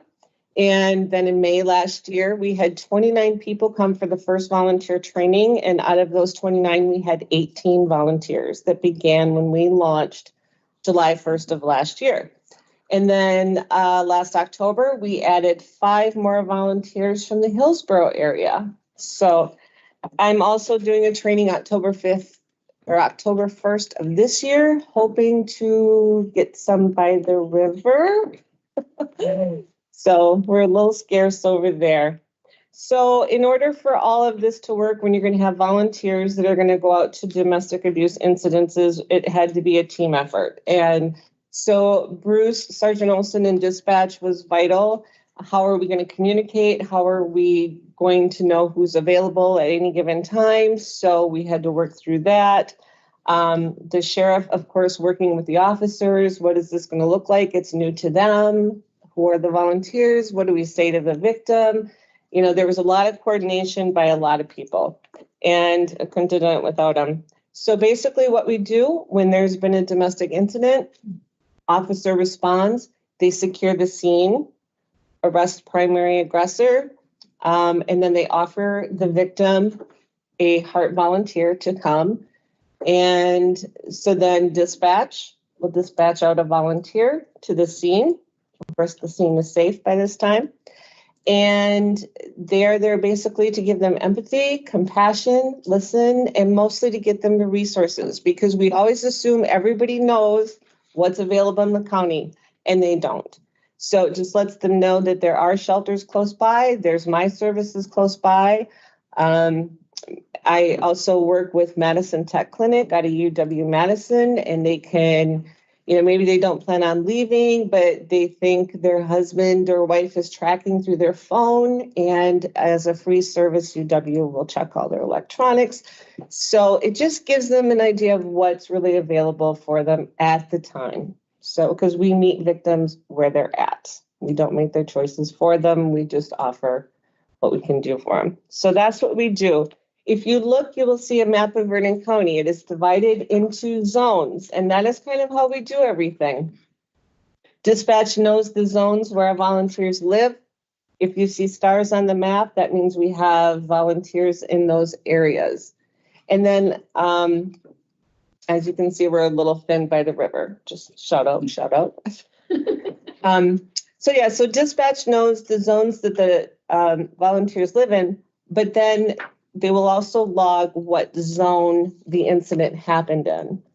And that comes into play later. But so how do they become volunteers? Well, we train them for an 8-hour day. It is free. They're not obligated to become a volunteer. They can come to the training totally free, take the training, and if they still feel it's something that they want to do, then they fill out paperwork and we get them vetted. We have a lot of great speakers that do the training. We have Melanie Hansen from Social Services. We have Jill from Victim Witness. We have Chief Palmer from Lafarge. We have the sheriff who always comes and gives great inspiration. So it's an 8-hour training. And like I said, then we do the paperwork. So I did add what some of that looks like. The current volunteers, if you notice, there are 2 county board supervisors that are actually on my volunteer team. We have 10 that are fire and EMS. We have 11 other community members from a variety of occupations. And so if anybody is interested, that's my contact information. But what I did for data, I wanted you to see the heart data form. So this is how I track monthly. So it'll tell you the zone that the incident happened in, the date, the day of the week, the time. This is all just really for data collection. What law enforcement agency responded, whether they dispatched a volunteer, if not, why, and if there were resources given. And if you notice, there are some no's where a heart volunteer did not get dispatched, but they still got resources. That's because all the agencies in the county also have resource packets. So if the volunteer is, or if the victim is not interested in having a volunteer come, they at least can receive a packet full of those resources to read at, whenever it's convenient for them. And then the very last page of data, that is my general domestic abuse data that I do on a monthly basis. So it tells you the clients, new clients coming in, existing clients I'm doing services for, referrals, and where they come from. So I thought it'd be interesting to see some of the data that I collect on a monthly basis. So I went through that pretty fast. Any questions? What's really nice about the heart team is when we get out, we end up spending more time with a suspect than we do the victim. And this really fills in that gap. They're able to deliver that empathy, if nothing else, and spend more time with the victims that often are left behind because we're hauling people off to jail. So we love the program. Took just a little bit to catch on, but I think the officers have realized the benefit to them that, hey, I got somebody that's going to come and meet with the victims, and so we're really happy. Just to back up a little bit, so year and a half ago, we applied for a rural violent crime reduction initiative grant to get our program off and running. It includes, some funding for batterers groups, some different services, assessments, but Susan Townsley from Stonehouse Counseling really, she really worked hard, and then with the Vernon County Domestic Abuse Project, and then Janice come along shortly thereafter. Yep, But yep. we applied for $150,000 and they gave us $200,000. So that project was, we got noticed here in Vernon County, and that, I don't know that you ever hear of getting a little extra icing on the cake, but we did. Yeah.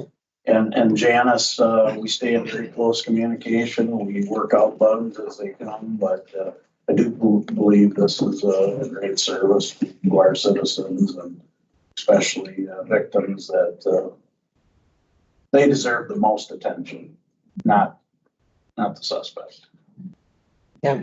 You said for volunteers, they don't need any special background or? They do not. This is really just a human connection. And again, I like them to come to the training just to really understand the environment they're going into, because it isn't for everyone. But you're really there just for support. And most of us know how to do that just in human connection. You don't need special knowledge. They have a bag that has a binder in it with all the resources. So as they're talking, maybe someone says, well, I'd like to go to a shelter. They have all that right there. So, and like the sheriff said, so this all happened around March, April last year. I started this job April of last year and had to do this training and get that set up. So it's been a very busy year, but each time I talk with the area chiefs and things like that and the other agencies, it's getting more and more positive as they get to know me, as they get to know the program. And once they see an interaction with a volunteer and a victim, then they're more apt to utilize the service. So, Janice, did I look at your map correctly? Then you have no volunteers at Stoddard, Chaseburg, Genoa, DeSoto, or Victory? Nobody in that? No, nobody in that area. I'm speaking with Wheatland Fire and Genoa Fire next month. Not so much because I already feel that they give so much to their communities, but they always know everyone in the community. And so it's the sheriff and I did that over in Hillsborough. We went and spoke to fire and EMS. Of course, a lot of them who became volunteers were fire and EMS, but it's mostly, can you think of a brother, a cousin, or your neighbor or someone that you think might want to do this? So they're like my connection to the communities. So October 1st will be a training for that area. Thank you so much, Janice. Well, thanks for having me. Thank you.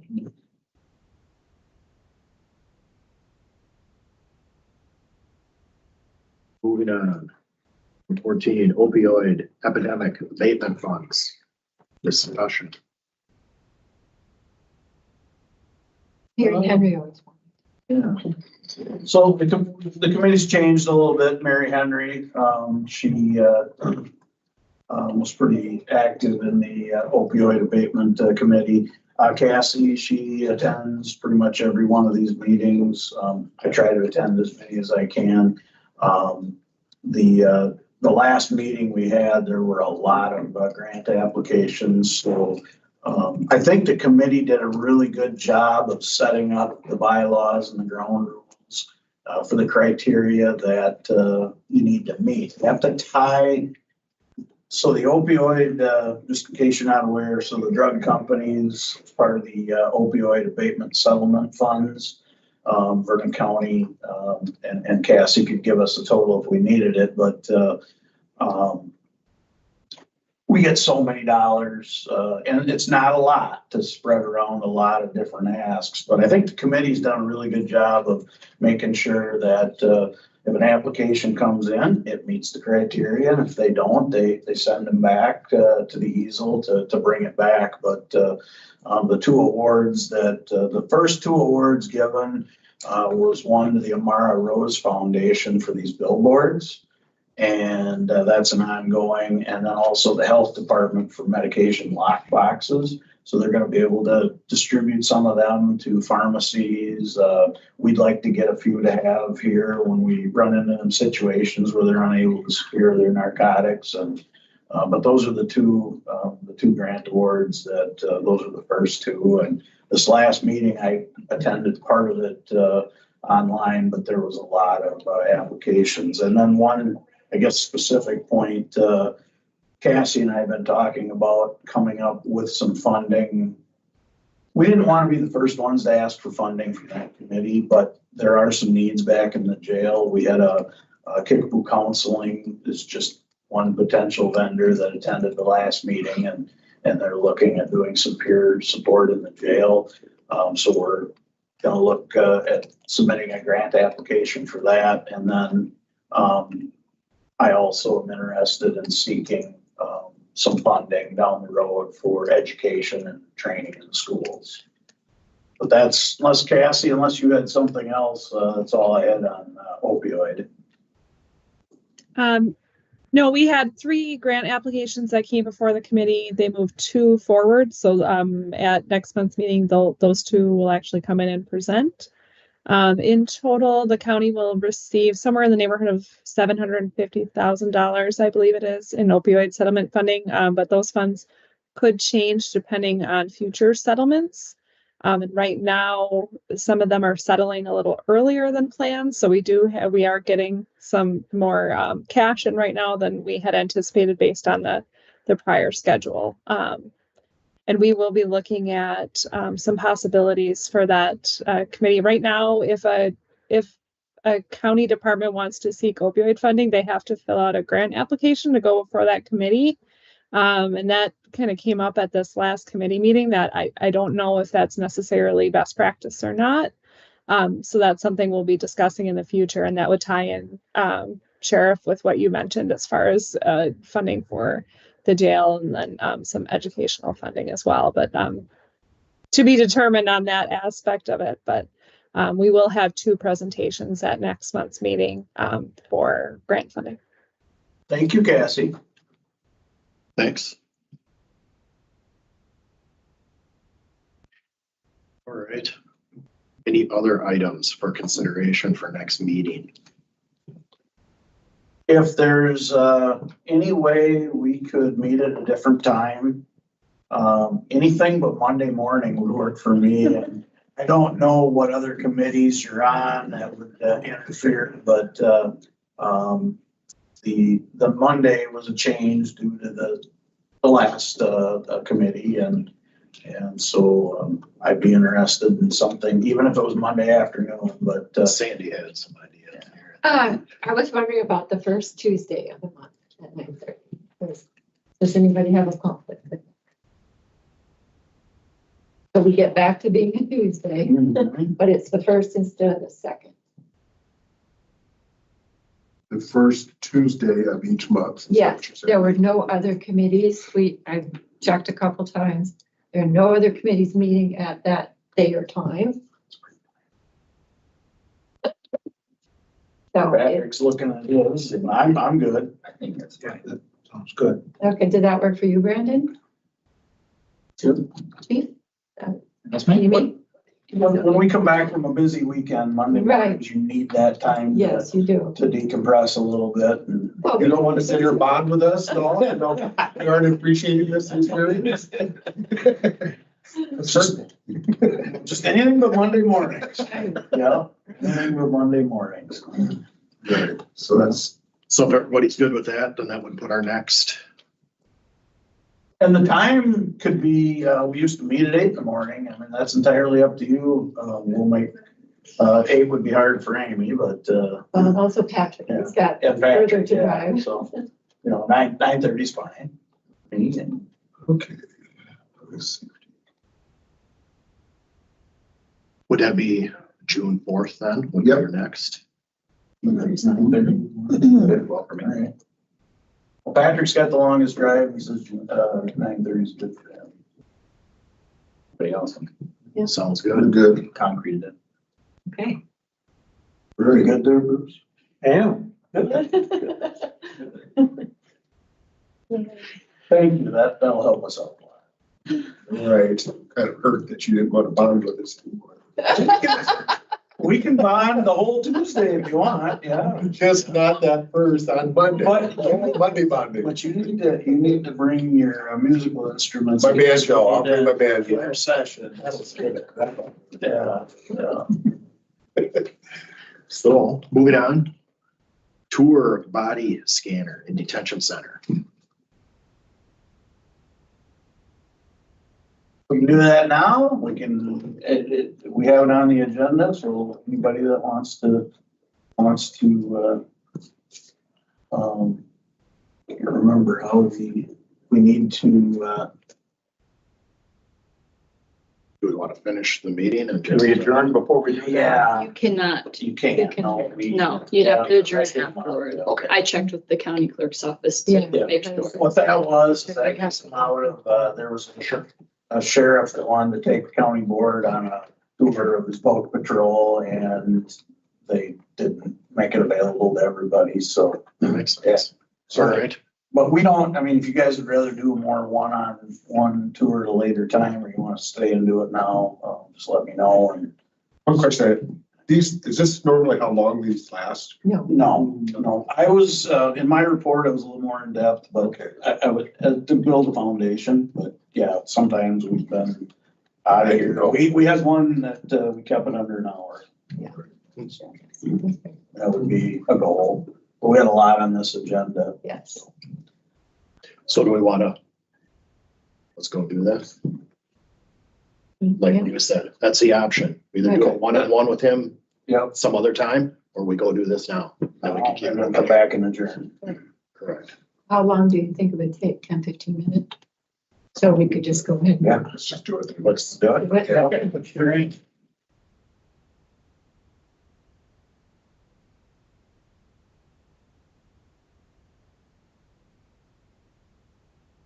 That one is easy.